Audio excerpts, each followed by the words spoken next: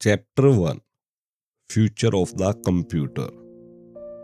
Writer chapter की शुरुआत में एक 20 साल पुरानी घटना का जिक्र करते हैं जब वो सिलिकॉन वैली में मार्क वाइजर के ऑफिस में बैठे थे।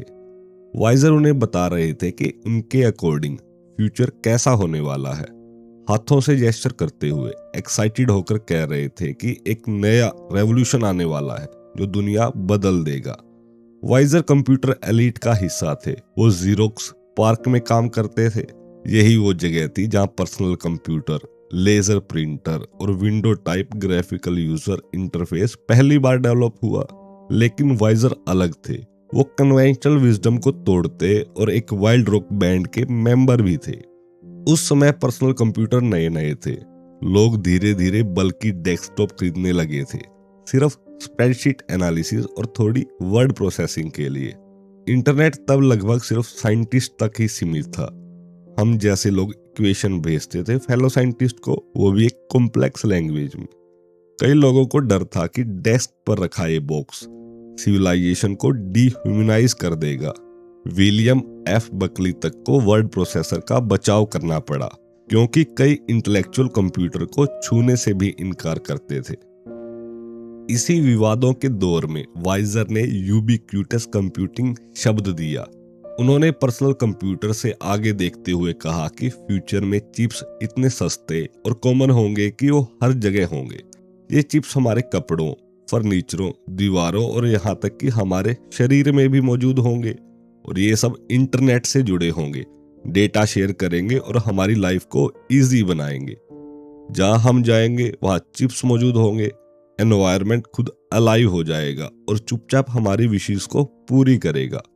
उस टाइम ये सिर्फ सपना लगता था क्योंकि कंप्यूटर महंगे थे और ज्यादातर इंटरनेट से कनेक्टेड भी नहीं थे।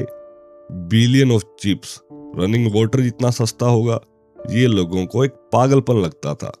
जब मैंने वाइजर से पूछा कि उन्हें इतना भरोसा क्यों है, तो उन्होंने शांति से कहा, कंप्यूटर पावर एक्सपोनेंशियली बढ़ रही है और रुकने वाली नहीं है। बस मैथ देखो, ये केवल टाइम की बात है।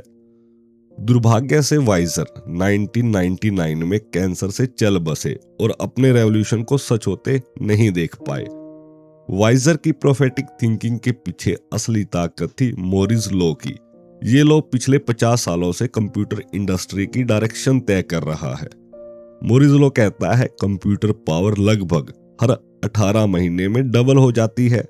1965 में गॉर्डन मूरी जो इंटेल के फाउंडर थे, उन्होंने इसी रूल को बनाया था। इस सिंपल लॉ ने हमारे वर्ल्ड इकोनॉमी को पूरी तरह बदल दिया, नई वेल्थ पैदा की और हमारी वे ऑफ लाइफ को परमानेंटली बदल दिया।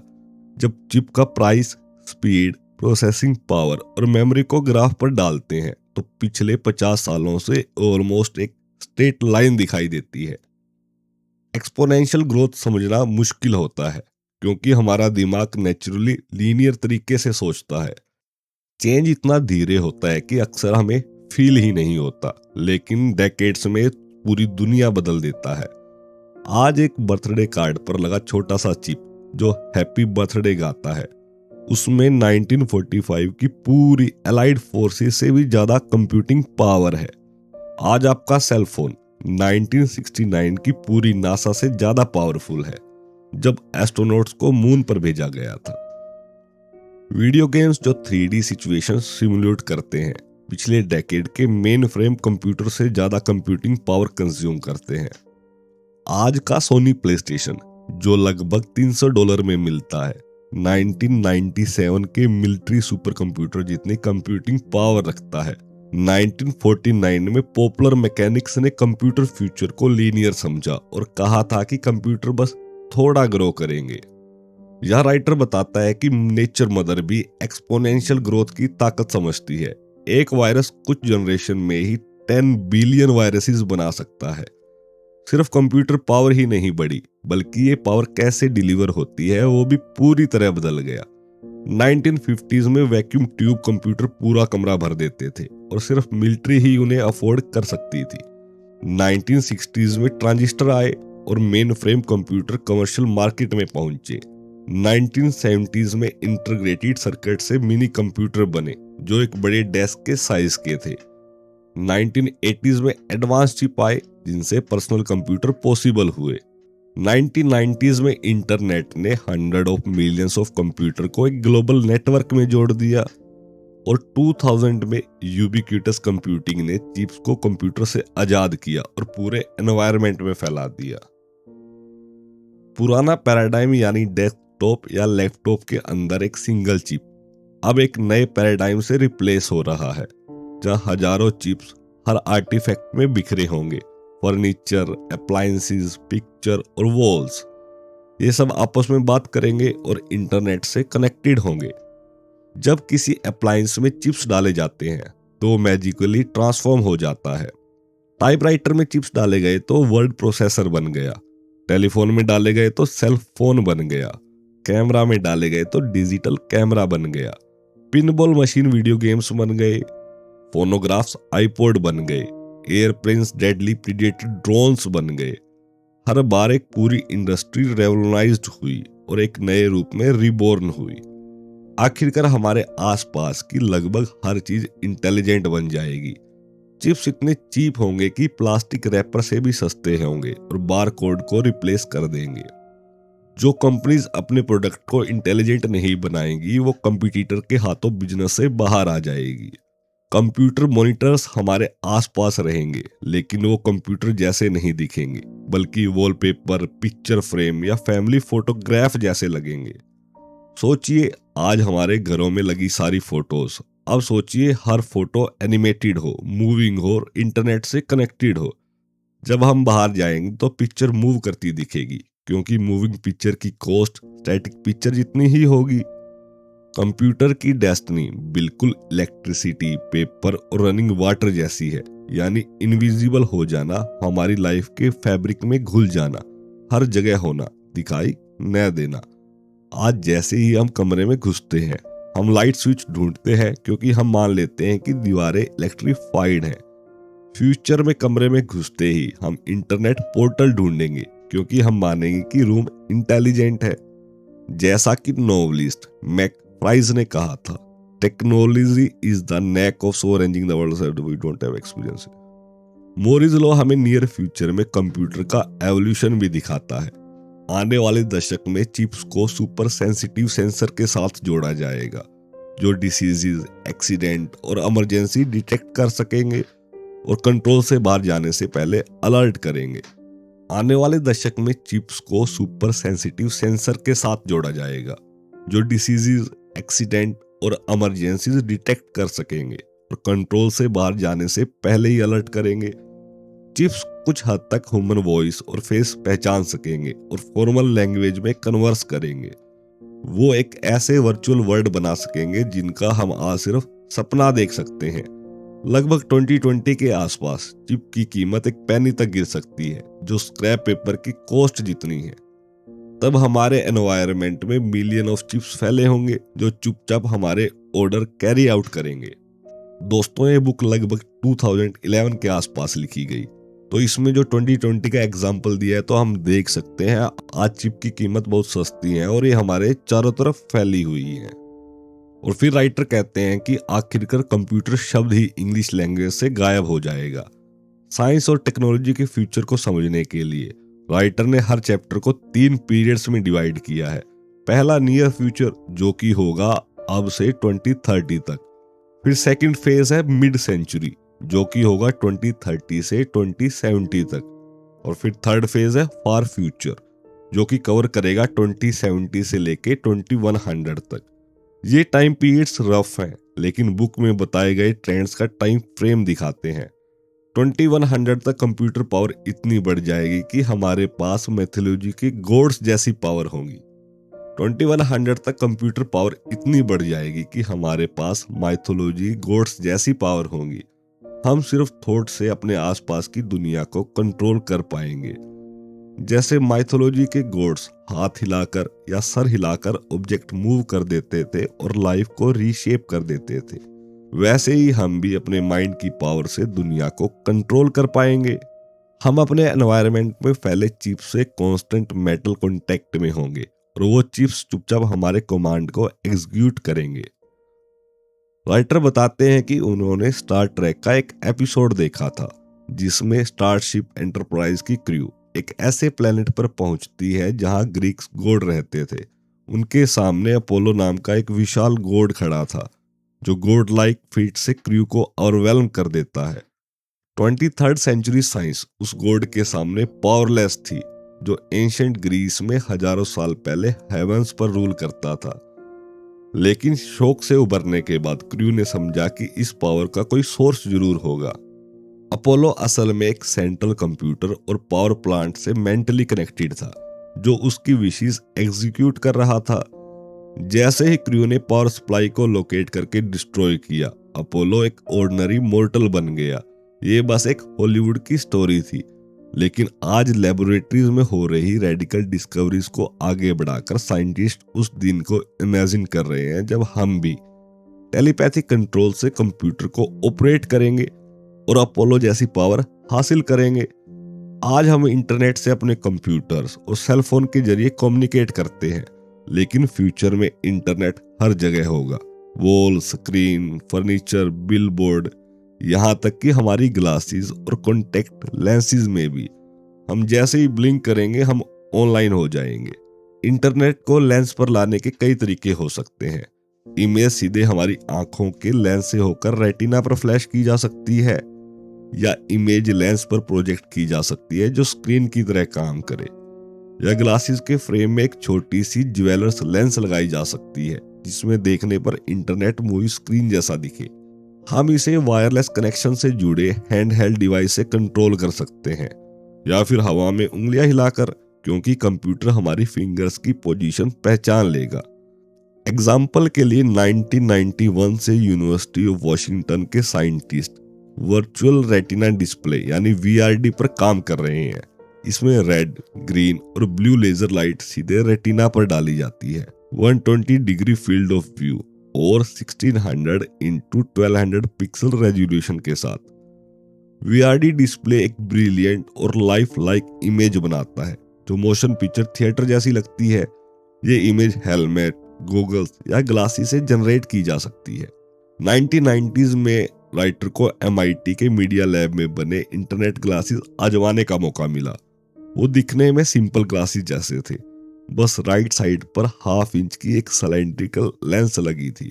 आमतौर पर ग्लासेस से देखना आसान था, लेकिन टैप करने पर वो छोटा लेंस आंख के सामने आ जाता था। उसमें देखने पर पूरा कंप्यूटर स्क्रीन दिखता, लगभग स्टैंडर्ड PC स्क्रीन जितना साफ और क्लियर। मेरे हाथ में सेल फोन जितना एक डिवाइस था। बटन दबाकर मैं क्रूज कंट्रोल कर सकता था और इंस्ट्रक्शन भी टाइप कर सकता था। 2010 में राइटर साइंस चैनल के एक शो के लिए फोर्ट बेनिंग, जॉर्जिया गया, जहां US आर्मी का internet for the battlefield land warrior दिखाया गया। राइटर ने एक स्पेशल हेलमेट पहना जिसके साइड में मिनिएचर स्क्रीन लगी थी। जैसे ही स्क्रीन आंखों पर लाए, पूरा बैटलफील्ड दिखाई देने लगा। फ्रेंडली और एनिमी ट्रूप्स की लोकेशन एक्स से मार्क थी। GPS सेंसर से फॉग ऑफ वॉर हट चुका था। ट्रूप्स, टैंक्स और बिल्डिंग की एग्जैक्ट पोजीशन दिखाई दे रही थी। बटन दबाते ही इंटरनेट बैटलफील्ड पर उपलब्ध हो जाता, वेदर, फोर्सेस कहां पर है, स्ट्रेटेजी और टैक्टिक्स की जानकारी के साथ। इसमें भी एडवांस्ड वर्जन में कॉन्टैक्ट लेंस के प्लास्टिक में चिप और LCD डिस्प्ले डाली जाएगी। बबा के परवरिज और उनकी यूनिवर्सिटी ऑफ वाशिंगटन की टीम इंटरनेट कॉन्टैक्ट लेंसेज के प्रोटोटाइप बना रही है। उनका मानना है कि इसका पहला उपयोग डायबिटीज के लिए होगा।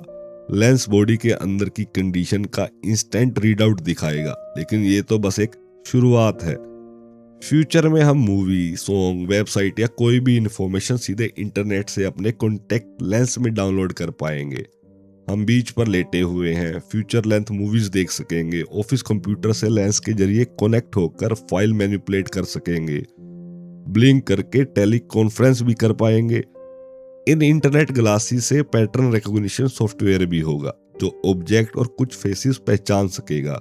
आज के सॉफ्टवेयर 90% से ज्यादा एक्यूरेसी से फेसेस पहचान लेते हैं। नाम के साथ बायोग्राफी भी सामने फ्लैश हो सकती है। मीटिंग में किसी का नाम भूलने की एम्बेरसमेंट खत्म हो जाएगी। कॉकटेल पार्टी में इंपॉर्टेंट स्ट्रेंजर की पहचान आसान हो जाएगी। फ्यूचर में हम बात करते हुए लोगों के बैकग्राउंड को भी जान सकेंगे। इससे एजुकेशन सिस्टम भी बदल सकता है। फ्यूचर में स्टूडेंट फाइनल एग्जाम के दौरान कॉन्टैक्ट लेंस से चुपचाप इंटरनेट स्कैन कर पाएंगे। इसका मतलब टीचर्स को रोट मेमोराइजेशन की जगह थिंकिंग और रीजनिंग पर जोर देना होगा। आपकी ग्लासेस के फ्रेम में टीवी वीडियो कैमरा भी हो सकता है जो सराउंडिंग को फिल्म करके सीधे इंटरनेट पर ब्रॉडकास्ट कर दे। दुनिया भर के लोग आपके एक्सपीरियंसेस लाइव शेयर कर पाएंगे। पेरेंट्स बच्चों पर नजर रख पाएंगे। लवर्स दूर रहकर भी एक्सपीरियंस शेयर कर सकेंगे। कॉन्सर्ट में मौजूद लोग अपनी एक्साइटमेंट फैंस तक पहुंचा सकेंगे। स्पेक्टर फैक्ट्रीज की लाइव इमेज बॉस के कॉन्टैक्ट लेंस तक भेज सकेंगे। परवीज पहले ही कंप्यूटर चिप को इतना छोटा बना चुके हैं कि वो कॉन्टैक्ट लेंस की पॉलीमर फिल्म में फिट हो जाए। उन्होंने कॉन्टैक्ट लेंस में एलईडी लगाया है और अब 8x8 एलईडी वाले लेंस पर काम कर रहे हैं। ये लेंस वायरलेस कनेक्शन से कंट्रोल होता है। उनके अनुसार फ्यूचर में 100 ऑफ एलईडी वर्ड्स, चार्ट्स और फोटोग्राफ्स दिखाएंगे। हार्डवेयर सेमी ट्रांसपेरेंट होगा ताकि पहनने वाला सेफली चल सके। उनका अल्टीमेट गोल 3600 पिक्सल वाला कॉन्टैक्ट लेंस बनाना है जिसका हर पिक्सल सिर्फ 10 माइक्रोमीटर मोटा होगा। इंटरनेट कॉन्टैक्ट लेंसेज का एक बड़ा फायदा यह है कि इन्हें बहुत कम पावर चाहिए, सिर्फ मिलियन ऑफ अ वाट, इसलिए बैटरी ड्रेन ही नहीं होगी। दूसरा फायदा आई और ऑप्टिक नर्व ह्यूमन ब्रेन का डायरेक्ट एक्सटेंशन है। बिना इलेक्ट्रोड्स इम्प्लांट किए ब्रेन तक डायरेक्ट एक्सेस मिलता है। आई और optic nerve high speed internet से भी तेज रेट पर इंफॉर्मेशन ट्रांसमिट करते हैं। इसीलिए इंटरनेट कॉन्टैक्ट लेंस ब्रेन तक पहुंचने का सबसे एफिशिएंट और फास्ट तरीका हो सकता है। कॉन्टैक्ट लेंस से इमेज शाइन करना इंटरनेट ग्लासेस से ज्यादा कॉम्प्लेक्स है। एलईडी सिर्फ एक डॉट या पिक्सल बनाता है। रेटिना पर फोकस करने के लिए माइक्रो लेंस जोड़ना पड़ता है। इमेज ऐसा लगेगा जैसे 2 फीट दूर हवा में तैर रही हो। परवीज का एडवांस आइडिया माइक्रोस्केलर का इस्तेमाल करना, जो सुपर शार्प इमेज सीधे रेटिना पर भेजे। चिप इंडस्ट्री जैसी टेक्नोलॉजी से टेनी लेजर बनाए जा सकते हैं, करीब 100 एटम्स जितने। ट्रांजिस्टर की तरह मिलियंस ऑफ लेजर फिंगरनेल के साइज के चिप पर पैक किए जा सकते हैं। नियर फ्यूचर में आप कॉन्टैक्ट लेंस के जरिए सेफली इंटरनेट सर्फ कर पाएंगे, यहाँ तक कि कार ड्राइव करते टाइम भी। ऑफिस तक जाना भी आसान रहेगा क्योंकि कार्स खुद ड्राइव करेंगी। आज ही ड्राइवरलेस कार मौजूद है जो जीपीएस की हेल्प से कुछ फीट की एक्यूरेसी के साथ 100 ऑफ माइल्स तक ड्राइव कर सकती हैं। पेंटागन की defence advance research project agency यानी डीआरपीए ने ग्रैंड चैलेंज नाम का एक कॉन्टेस्ट स्पॉन्सर किया, जिसमें लैब्स को मजाउ डेजर्ट में ड्राइवलेस कार की रेस के लिए इनवाइट किया गया और 1 मिलियन प्राइज के साथ। डीआरपीए हमेशा से रिस्की लेकिन विजनरी टेक्नोलॉजी को फंड करता आया है। 2004 में ये कॉन्टेस्ट एम्बैरेसिंग रहा क्योंकि एक भी ड्राइवलेस कार 150 माइल का रफ टेरेन पूरा नहीं कर पाई। लेकिन अगले साल ही 5 कार ने और भी ज्यादा डिफिकल्ट कोर्स पूरा कर लिया, जिसमें शार्प टर्न्स, नैरो टनल्स और डेंजरस ड्रॉप ऑफ थे। कुछ क्रिटिक्स ने कहा कि रोबोटिक्स कार डेजर्ट में तो चल सकती है लेकिन सिटी ट्रैफिक में नहीं। इसलिए 2007 में डीआरपीए ने अर्बन चैलेंज स्पॉन्सर किया, जहां कार्स को मोक अर्बन एरिया में 60 माइल कोर्स 6 घंटे से कम समय में पूरा करना था। कार्स को ट्रैफिक लॉस फॉलो करने थे, इंटरसेक्शन हैंडल करने थे और दूसरी रोबोटिक कार से बचना था। 6 टीम ने अर्बन चैलेंज को पूरा किया और टॉप टीम को $2 मिलियन, $1 मिलियन और $50,000 प्राइज मिले। पेंटागन का गोल है कि यूएस ग्राउंड फोर्सेस का 1/3 हिस्सा ऑटोनोमस हो। ये लाइफ सेविंग साबित हो सकता है क्योंकि हाल के सालों में ज्यादातर कैजुअलिटीज रोड साइड बॉम्ब से हुई है। फ्यूचर में कई मिलिट्री व्हीकल बिना ड्राइवर के चलेंगे। कंज्यूमर के लिए इसका मतलब होगा कि बटन दबाते ही चलने वाली कार्स, जहां ड्राइवर काम कर सकता है, रिलैक्स कर सकता है, मूवी देख सकता है या इंटरनेट स्कैन कर सकता है। राइटर को भी डिस्कवरी चैनल के टीवी स्पेशल के लिए ऐसी एक कार चलाने का मौका मिला। ये एक स्लीक स्पोर्ट्स कार थी।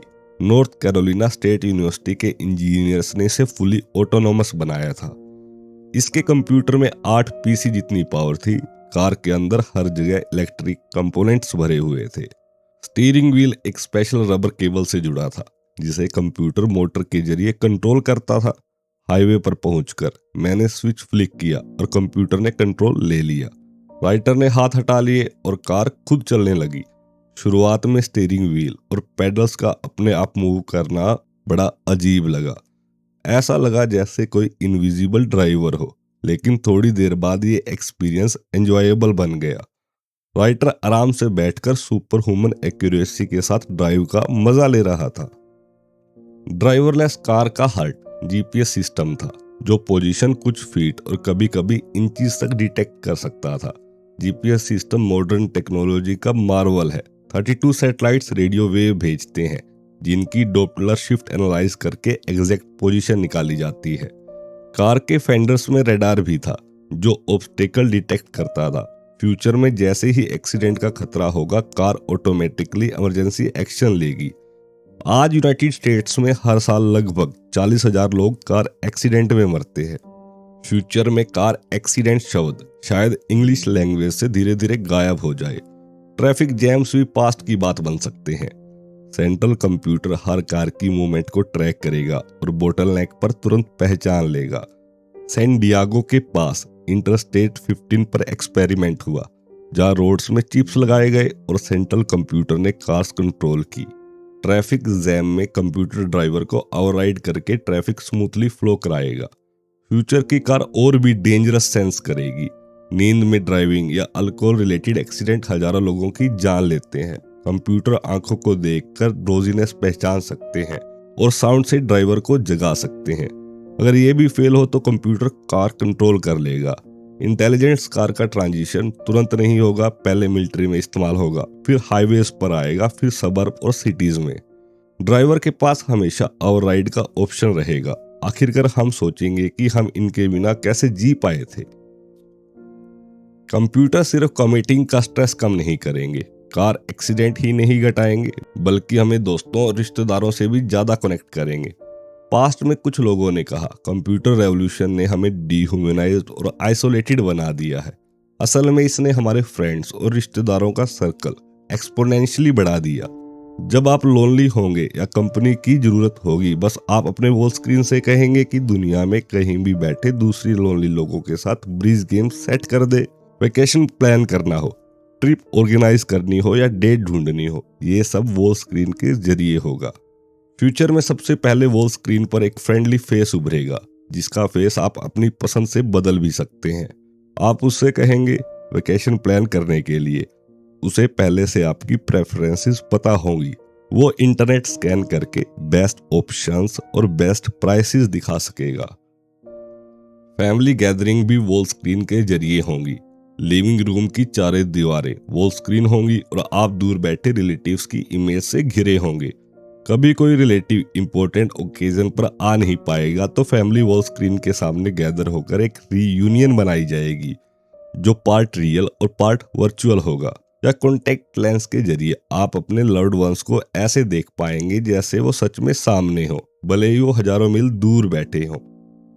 टेली कॉन्फ्रेंसिंग की जगह टेली प्रेजेंस ले लेगी, जहाँ किसी व्यक्ति की पूरी 3D इमेज और आवाज आपकी ग्लासेस या कॉन्टेक्ट लेंस में दिखाई देगी। मीटिंग में सब लोग टेबल के चारों ओर बैठे होंगे, लेकिन कुछ पार्टिसिपेंट सिर्फ आपको लेंस में दिखाई देंगे। लेंस के बिना कुछ चेयर्स खाली दिखेंगी, लेंस के साथ हर चेयर पर कोई न कोई बैठा दिखेगा, जैसे वो सच में वहां हो। हर पार्टिसिपेंट को स्पेशल कैमरा से रिकॉर्ड किया जाएगा। मूवी स्टार वार्स में लोग हवा में दिखने वाले 3D इमेजेस देखकर हैरान थे। फ्यूचर में कंप्यूटर टेक्नोलॉजी से हम ऐसे इमेजेस कॉन्टेक्ट लेंस, ग्लासेस या वॉल स्क्रीन में देख पाएंगे। शुरू में खाली कमरे से बात करना अजीब लगेगा, लेकिन याद रखिए टेलीफोन के आने पर भी लोगों ने डिसम्बॉडीड वॉइस से बात करने की आलोचना की थी। क्रिटिक सही थे, लेकिन आज हमें इससे दिक्कत नहीं, क्योंकि इससे हमारे कॉन्टेक्ट्स बढ़े हैं और लाइफ और आसान हुई है।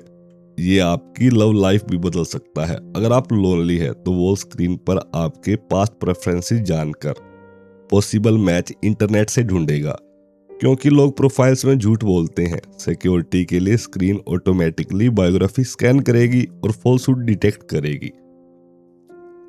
एक समय फ्लैट टीवी स्क्रीन की कीमत $10,000 से ज्यादा थी, लेकिन सिर्फ एक डेकेड में ये लगभग 50 गुना सस्ते हो गए। फ्यूचर में पूरी दीवार को ढकने वाले फ्लैट स्क्रीन भी बहुत सस्ते हो जाएंगे। ये वॉल स्क्रीन फ्लेक्सिबल और सुपर थिन होंगी और इनमें OLED का यूज होगा। हर पिक्सल एक ट्रांजिस्टर से जुड़ा होगा जो लाइट का कलर और इंटेंसिटी कंट्रोल करेगा। एरिजोना स्टेट यूनिवर्सिटी के फ्लेक्सिबल डिस्प्ले सेंटर के साइंटिस्ट हेवलेट पैकार्ड और US आर्मी एक साथ इसी टेक्नोलॉजी पर काम कर रहे हैं। मार्केट फोर्सेस इसकी कॉस्ट घटाएंगे और इवेंचुअली ये ऑर्डिनरी वॉलपेपर जितना सस्ता हो सकेगा। फ्यूचर में वॉलपेपर लगाना, वॉल स्क्रीन लगाना भी होगा। डिजाइन बदलने के लिए बस बटन दबाना होगा। पोर्टेबल कंप्यूटर्स भी बदल जाएंगे। हैवी लैपटॉप्स उठाने की जरूरत नहीं होगी। लैपटॉप OLED की एक शीट होगा जिसे फोल्ड करके वॉलेट में रखा जा सकेगा। सेल फोन का स्क्रीन स्क्रॉल की तरह बाहर निकाला जा सकेगा और टाइनी कीबोर्ड पर टाइपिंग की परेशानी खत्म हो जाएगी। ये टेक्नोलॉजी ट्रांसपेरेंट PC स्क्रीन भी पॉसिबल बनाएगी। फ्यूचर में हम विंडो से बाहर देख रहे होंगे, हाथ हिलाएंगे और विंडो PC स्क्रीन बन जाएगी। आज हम स्क्रैप पेपर पर लिखकर फेंक देते हैं। फ्यूचर में स्क्रैप कंप्यूटर होंगे जिन पर हम लिखकर उन्हें डिस्कार्ड कर देंगे। आज फर्नीचर कंप्यूटर के आसपास अरेंज होता है। फ्यूचर में डेस्कटॉप कंप्यूटर गायब हो सकता है। फाइल्स हमारे साथ मूव करेंगी, रूम से रूम, ऑफिस से होम तक। इससे हमारी इंफॉर्मेशन हर जगह सीमलेस हो जाएगी। आज एयरपोर्ट पर लोग लैपटॉप लेकर घूमते हैं, होटल में इंटरनेट कनेक्ट करते हैं और घर लौटकर फाइल डाउनलोड करते हैं। फ्यूचर में कंप्यूटर ढोने की कोई जरूरत नहीं, क्योंकि वॉल्स, पिक्चर और फर्नीचर हर जगह इंटरनेट से कनेक्ट कर देंगे। हमें यह सवाल पूछना होगा, ये कंप्यूटर रेवोल्यूशन आखिर कितने समय तक चल सकता है? अगर मूरीज लॉ अगले 50 साल तक सही रहता है तो यह संभव है कि कंप्यूटर्स ह्यूमन ब्रेन की कंप्यूटेशनल पावर से आगे निकल जाएंगे। मिड सेंचुरी तक एक नया डायनामिक सामने आएगा। जैसा कि जॉर्ज हैरिसन ने कहा, all things must pass. Moore's law भी हमेशा नहीं चल सकता और इसके साथ कंप्यूटर पावर की वो स्पेक्टुलर ग्रोथ भी खत्म होगी जिसने पिछले आधे सेंचुरी में इकोनॉमिक ग्रोथ को फ्यूल किया है। आज हम इसे स्वाभाविक मान लेते हैं और यहाँ तक सोचते हैं कि हर साल ज्यादा पावरफुल कंप्यूटर प्रोडक्ट मिलना हमारा बर्थ राइट है। इसीलिए हम हर साल नए कंप्यूटर्स खरीदते हैं, ये जानते हुए कि पिछले साल के मॉडल से यह लगभग दुगना पावरफुल है। लेकिन अगर मूरीज लॉ कोलैप्स हो जाए और हर जनरेशन के कंप्यूटर लगभग सेम पावर और स्पीड के हों तो नए कंप्यूटर खरीदने की जरूरत ही क्यों पड़ेगी? क्योंकि चिप्स बहुत सारे प्रोडक्ट्स में लगे होते हैं। इसका असर पूरी इकोनॉमी पर डिजास्ट्रस हो सकता है। पूरी इंडस्ट्री रुक सकती है, मिलियंस ऑफ लोग जॉब खो सकते हैं और इकोनॉमी टर्मोइल में जा सकती है। सबसे पहले जब हम फिजिसिस्ट ने मूरिस लॉ के इनएविटेबल कोलैप्स की बात की तो इंडस्ट्री ने इसे सीरियसली नहीं लिया। उन्होंने कहा हम बेवजह अलार्म बजा रहे हैं, क्योंकि मूरिस लॉ के एंड की प्रिडिक्शन पहले भी कई बार हो चुकी है, लेकिन ऐसा कभी नहीं हुआ। 2 साल पहले राइटर माइक्रोसॉफ्ट के एक मेन हेडक्वार्टर जो कि सियाटल में है, वाशिंगटन में एक मेजर कॉन्फ्रेंस में की नोट स्पीकर था। ऑडियंस में माइक्रोसॉफ्ट के 3000 टॉप इंजीनियर्स थे जो कंप्यूटर और टेलीकम्युनिकेशन का फ्यूचर सुनना चाहते थे। भीड़ को देखते हुए मुझे यंग और एंथुसियास्टिक इंजीनियर दिखे जो फ्यूचर के प्रोग्राम बनाएंगे। मैंने साफ कहा कि इंडस्ट्री को मूरिस लॉ के कोलैप्स के लिए तैयार रहना होगा। 10 साल पहले शायद इस पर हंसी उड़ती, लेकिन इस बार मैंने सिर्फ लोगों को सिर हिलाते हुए देखा। इसीलिए मूरिस लॉ का कोलैप्स इंटरनेशनल इंपॉर्टेंस का विषय है, जहां ट्रिलियंस ऑफ डॉलर दांव पर लगे हैं। ये कैसे खत्म होगी और इसकी जगह क्या आएगा, ये फिजिक्स के लॉस पर डिपेंड करता है। इन फिजिक्स क्वेश्चन के आंसर कैपिटलिज्म की इकोनॉमिक स्ट्रक्चर को हिला सकते हैं। इसे समझने के लिए ये जानना जरूरी है कि कंप्यूटर रेवोल्यूशन की सफलता फिजिक्स के कुछ प्रिंसिपल्स पर टिकी है। पहला, कंप्यूटर्स तेज हैं क्योंकि electrical signal speed of light के करीब ट्रेवल करते हैं, जो यूनिवर्स की अल्टीमेट स्पीड है। 1 सेकंड में लाइट पूरी दुनिया के 7 चक्कर लगा सकती है या मून तक पहुंच सकती है। इलेक्ट्रॉन्स लूजली बाउंड होते हैं और आसानी से मूव करते हैं, इसीलिए स्टैटिक सीलिंग होता है। लूजली बाउंड इलेक्ट्रॉन और उनकी एनॉर्मस स्पीड हमें लाइटनिंग फास्ट इलेक्ट्रिकल सिग्नल भेजती है। दूसरा, लेजर बीम पर इंफॉर्मेशन की मात्रा की कोई प्रैक्टिकल लिमिट नहीं है। लाइट वेव साउंड वेव से कहीं ज्यादा फास्ट वाइब्रेट करती है, इसलिए ज्यादा इंफॉर्मेशन कैरी करती है। लाइट लगभग 10⁻14 साइकिल्स पर सेकंड पर वाइब्रेट करती है। एक बिट भेजने के लिए कई साइकिल्स चाहिए। इसका मतलब फाइबर ऑप्टिक केबल पर एक सिग्नल फ्रीक्वेंसी पर लगभग 10⁻11 बिट्स ले जा सकती है। फाइबर्स और चैनल्स बढ़ाकर इंफॉर्मेशन लगभग अनलिमिटेड भेजी जा सकती है। तीसरा और सबसे important point, computer revolution transistors को छोटा करने से चलता है। ट्रांजिस्टर इलेक्ट्रिसिटी के फ्लो को कंट्रोल करने वाला गेट है, प्लम्बिंग में वोल्व जैसा। जैसे वोल्व पानी के फ्लो को कंट्रोल करता है, वैसे ही ट्रांजिस्टर छोटे करंट से बड़े करंट को कंट्रोल करता है।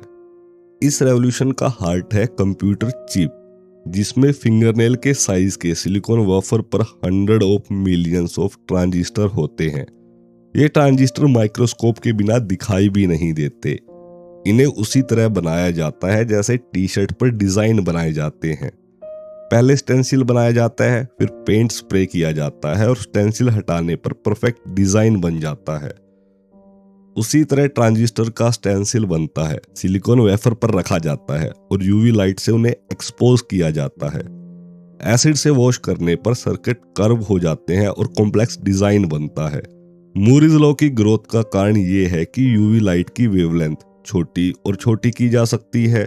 यूवी लाइट की वेवलेंथ लगभग 10 नैनोमीटर्स होती है, जिसे लगभग 30 एटम्स जितने छोटे ट्रांजिस्टर बन सकते हैं।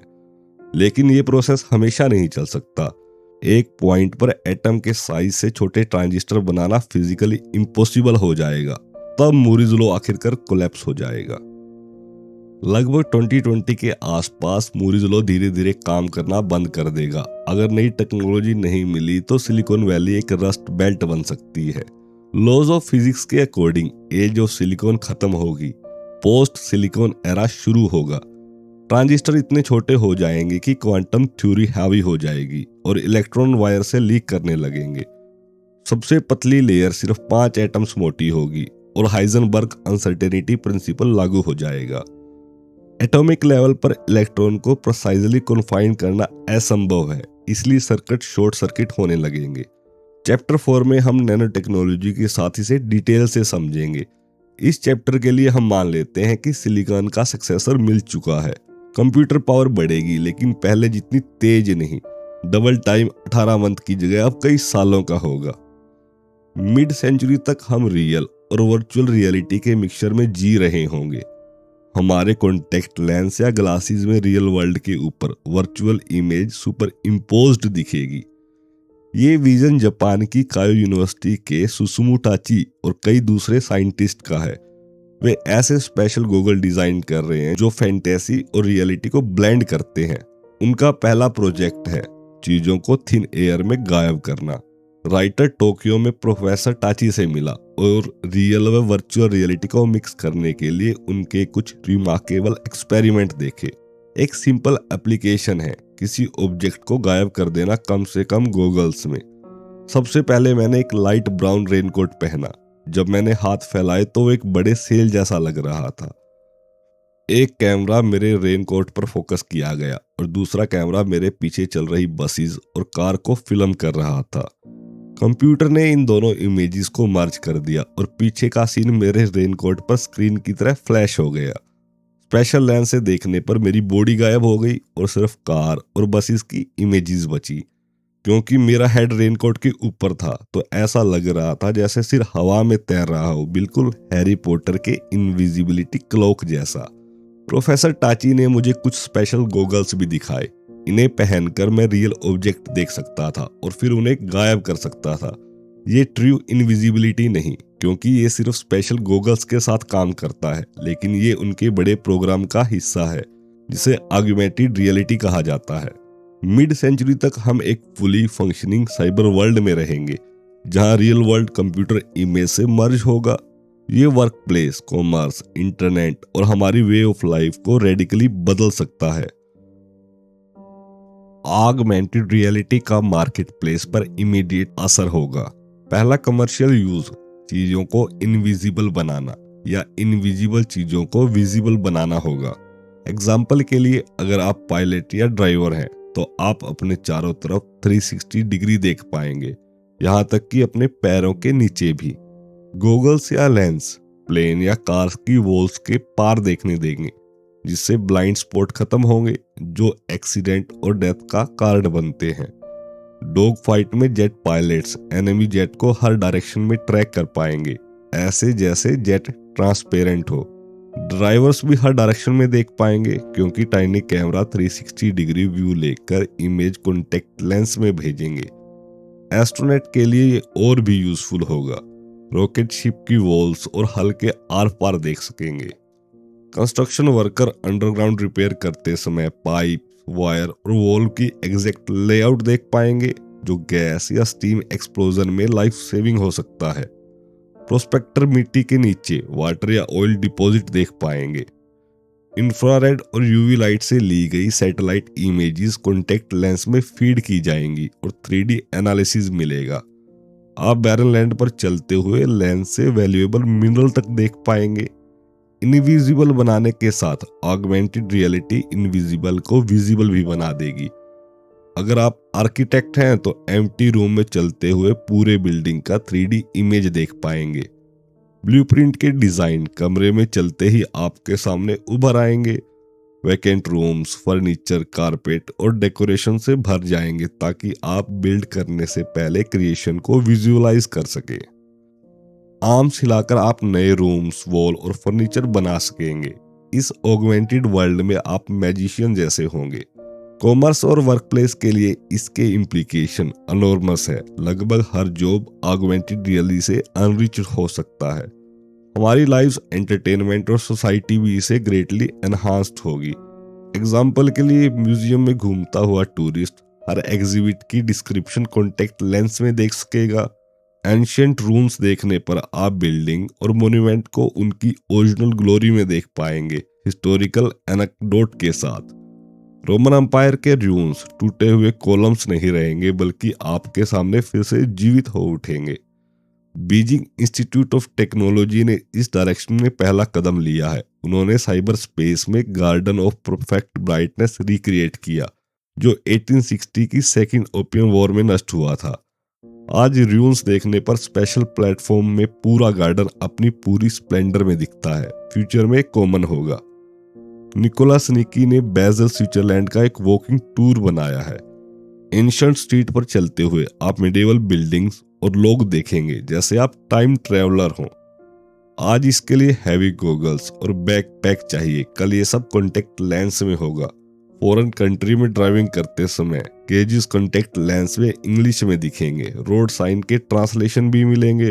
हाइकर या कैंपर प्लैनेट्स, एनिमल के नाम, मैप्स और वेदर रिपोर्ट्स देख पाएगा। अपार्टमेंट हंटर सड़क से गुजरते हुए प्राइस और एमिनिटीज देख पाएंगे। स्पेशल इंफॉर्मेशन की जरूरत होने पर ऑगमेंटेड विजन एसेंशियल होगी। एक्टर्स, म्यूजिशियन और परफॉर्मेंस, लाइंस और म्यूजिक सीधे लेंस में देख पाएंगे। टेलीप्रॉम्प्टर या मेमोराइजेशन की कोई जरूरत नहीं होगी। यहाँ राइटर ऑगमेंटेड रियलिटी के और बहुत से एग्जाम्पल देता है, जैसे student missed lecture virtual professor से डाउनलोड कर सकेगा एक्सपेरिमेंट और वीडियोस के साथ। सोल्जर मैप्स, एनिमी लोकेशन और इंस्ट्रक्शन गूगल में देख सकेगा और ऑब्स्टेकल के पार एनिमी लोकेट कर सकेगा। वीडियो गेम खेलते समय आप कॉन्टेक्ट लेंस में पूरा साइबर स्पेस में इमर्स होंगे। एलियन प्लेनेट पर बैटल जैसा एक्सपीरियंस मिलेगा। इसका मतलब सेल फोन, वॉच या MP3 की कोई जरूरत नहीं। आइकॉन्स कॉन्टेक्ट लेंस पर प्रोजेक्ट होंगे। कई गैजेट्स ऑगमेंटेड रियलिटी से रिप्लेस हो जाएंगे। MIT मीडिया लेबोरेटरी की पैटी मीस ऑगमेंटेड रियलिटी की बाउंड्रीज को पुश कर रही हैं। उनका प्रोजेक्ट सिक्स सेंस नेक में पहने कैमरा और प्रोजेक्टर से किसी भी सरफेस को स्क्रीन बना देता है। बटन्स प्रेस करने से कंप्यूटर एक्टिवेट हो जाता है जैसे रियल कीबोर्ड हो। प्लास्टिक थिम्बल्स पहनकर फिंगर से क्रूज कंट्रोल किया जा सकता है। स्क्वायर बनाकर डिजिटल कैमरा एक्टिवेट किया जा सकता है। शॉपिंग करते समय कंप्यूटर प्रोडक्ट्स स्कैन करेगा, कंटेंट, कैलोरीज और रिव्यू दिखाएगा। हर प्रोडक्ट पर इंटेलिजेंट लेबल होगा क्योंकि चिप्स बारकोड से भी सस्ते होंगे। ऑगमेंटेड रियलिटी का एक और यूज एक्सरे विजन हो सकता है, जैसे सुपरमैन कॉमिक्स में दिखता है। ये बैक स्कैटर एक्सरे से पॉसिबल है, जिससे वॉल्स के पार देखा जा सकता है। बचपन में हर बच्चा सुपरमैन की तरह एक्सरे विजन का सपना देखता है। ऑर्डिनरी एक्सरे में फिल्म और एक्सपोजर की प्रॉब्लम होती है, लेकिन बैक स्कैटर्ड एक्सरे इस प्रॉब्लम को सोल्व कर सकते हैं। एक्सरे रूम में फैलते हैं, वॉल से बाउंस होकर ऑब्जेक्ट के पीछे से आते हैं। गॉगल्स इन एक्सरे के लिए सेंसिटिव होते हैं और इमेजेस कॉमिक जितनी क्लियर हो सकती है। गॉगल्स की सेंसिटिविटी बढ़ाकर एक्सरे की इंटेंसिटी कम की जा सकती है ताकि हेल्थ रिस्क मिनिमाइज हो। स्टार ट्रैक, स्टार वॉर्स और लगभग सभी साइंस फिक्शन फिल्मों में हैरानी की बात यह है कि सभी एलियंस परफेक्ट इंग्लिश बोलते हैं, क्योंकि वहां यूनिवर्सल ट्रांसलेटर होता है जो अर्थलिंक्स और एलियन के बीच इंस्टेंट कम्युनिकेशन कर देता है, बिना साइन लैंग्वेज या प्रिमिटिव जेस्चर के। जो कभी अनरियलिस्टिक फ्यूचरिस्टिक लगता था, उसके वर्जन्स आज मौजूद हैं। फ्यूचर में अगर आप फॉरेन कंट्री में टूरिस्ट हैं तो लोकल से बात करते समय आपकी कॉन्टेक्ट लेंस में सबटाइटल दिखेंगे, जैसे फॉरेन लैंग्वेज मूवी देख रहे हो। कंप्यूटर ऑडियो ट्रांसलेशन भी बना सकता है जो सीधे आपके कानों में आए। दो लोग अपनी अपनी लैंग्वेज में बोलते हुए कन्वर्सेशन कर पाएंगे। ट्रांसलेशन परफेक्ट नहीं होगी, इडियम्स और स्लैंग की दिक्कत रहेगी, लेकिन समझने के लिए काफी होगा। साइंटिस्ट इसे रियलिटी बनाने के कई तरीके अपना रहे हैं। पहला, स्पोकन वर्ड को राइटिंग में बदलना। मिड 1990s में स्पीच रिकॉग्निशन मशीन मार्केट में आई, 40,000 वर्ड तक 95% एक्यूरेसी के साथ। डेली कन्वर्सेशन सिर्फ 500 से 1000 वर्ड्स में हो जाती है, इसलिए मशीन सफिशिएंट है। वॉइस ट्रांसक्रिप्शन के बाद कंप्यूटर डिक्शनरी से ट्रांसलेशन होती है। सबसे मुश्किल काम है कॉन्टेक्स्ट, स्लैंग और नुआंसेस जोड़ना। इसी फील्ड को कैट मतलब कंप्यूटर असिस्टेड ट्रांसलेशन कहते हैं। कार्नेगी मेलन यूनिवर्सिटी पिट्सबरो में एक दूसरा अप्रोच डेवलप हो रहा है, जहां Chinese to English, English to Spanish या जर्मन ट्रांसलेशन के प्रोटोटाइप हैं। स्पीकर के नेक और फेस पर इलेक्ट्रोड्स लगते हैं। मसल कॉन्ट्रैक्शन से स्पोकन वर्ड डेसिफर होते हैं। ऑडियो इक्विपमेंट की जरूरत नहीं, वर्ड साइलेंटली माउथ भी हो सकते हैं। कंप्यूटर ट्रांसलेट करता है और वॉइस सिनेथाइजर बोल देता है। 100 से 200 वर्ड्स की सिंपल कन्वर्सेशन 80% एक्यूरेसी मिल चुकी है। रिसर्चर तांजा स्कोल्स के अनुसार आप इंग्लिश में माउथ करेंगे और आउटपुट चाइनीज या किसी और लैंग्वेज में आएगा। फ्यूचर में कंप्यूटर लिप रीडिंग कर सकेगा तो इलेक्ट्रोड की भी जरूरत नहीं रहेगी। इसी तरह दो लोग दो अलग लैंग्वेज में लाइवली कन्वर्सेशन कर पाएंगे। फ्यूचर में लैंग्वेज बैरियर जो कल्चर को अलग करती थी, यूनिवर्सल ट्रांसलेटर और इंटरनेट कॉन्टेक्ट लेंस से धीरे धीरे गिर सकती है। ऑगमेंटेड रियलिटी नई दुनिया खोलती है, लेकिन लिमिटेशंस भी है। हार्डवेयर या बैंडविड्थ प्रॉब्लम नहीं, फाइबर ऑप्टिक केबल्स इंफॉर्मेशन की लिमिट नहीं लगाते। रियल बोटलनेक सॉफ्टवेयर है। सॉफ्टवेयर आज भी इंसान को लाइन बाय लाइन लिखना पड़ता है। हार्डवेयर मास प्रोड्यूस हो सकता है, लेकिन ब्रेन नहीं। इसीलिए ट्रूली ऑगमेंटेड वर्ल्ड आने के लिए मिड सेंचुरी तक का समय लगेगा। मिड सेंचुरी तक ट्रू 3D टीवी और मूवीज भी आ सकती हैं। 1950s में 3D मूवी के लिए ब्लू और रेड लेंसेज वाले क्लंकी ग्लासेस पहनने पड़ते थे। लेफ्ट और right I slightly miss aligned होते हैं। दो अलग इमेज मर्ज होकर डेप्थ को इल्यूजन बनाती है। Next improvement polarised 3D glasses हैं। फुल कलर 3D दिखाने के लिए लाइट वेव अलग डायरेक्शन में वाइब्रेट करती है। पोलराइज्ड लेंस एक डायरेक्शन की लाइट ही पास करते हैं। एक और वर्जन कॉन्टेक्ट लेंस में दो इमेजेस फ्लैश करना हो सकता है। आज ग्लासेस वाले 3D टीवी मार्केट में है, लेकिन जल्दी ही लेंटिकुलर लेंसेज से बिना ग्लासेस 3D दिखेगा। स्क्रीन दो अलग एंगल से दो इमेज प्रोजेक्ट करती है। हर आई को अलग इमेज मिलती है और 3D इल्यूजन बनता है। हालांकि हेड पोजीशन के स्वीट स्पॉट्स होते हैं।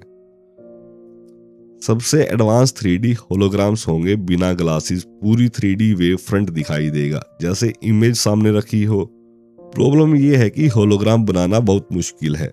सिंगल लेजर बीम को दो हिस्सों में स्प्लिट किया जाता है, एक ऑब्जेक्ट से बाउंस होकर स्क्रीन पर जाता और दूसरा सीधे स्क्रीन पर।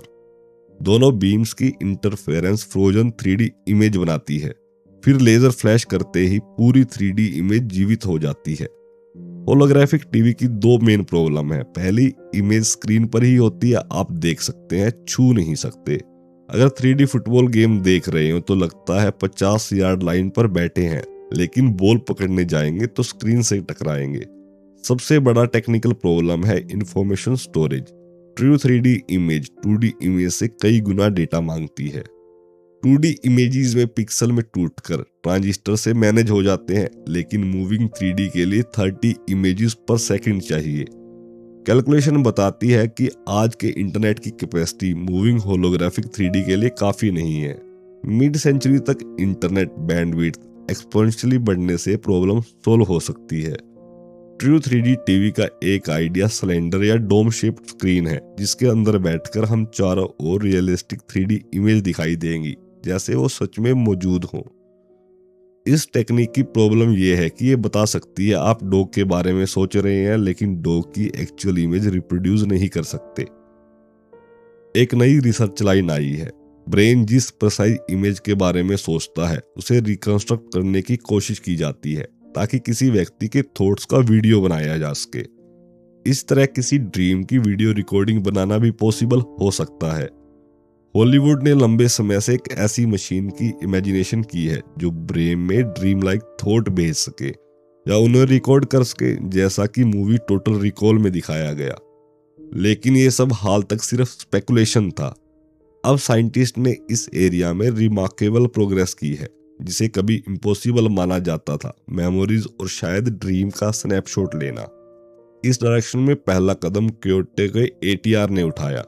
उन्होंने सब्जेक्ट को एक पर्टिकुलर लोकेशन पर पिन पॉइंट ऑफ लाइट दिखाया, फिर fMRI स्कैन से रिकॉर्ड किया कि ब्रेन में इंफॉर्मेशन कहाँ स्टोर हुई है।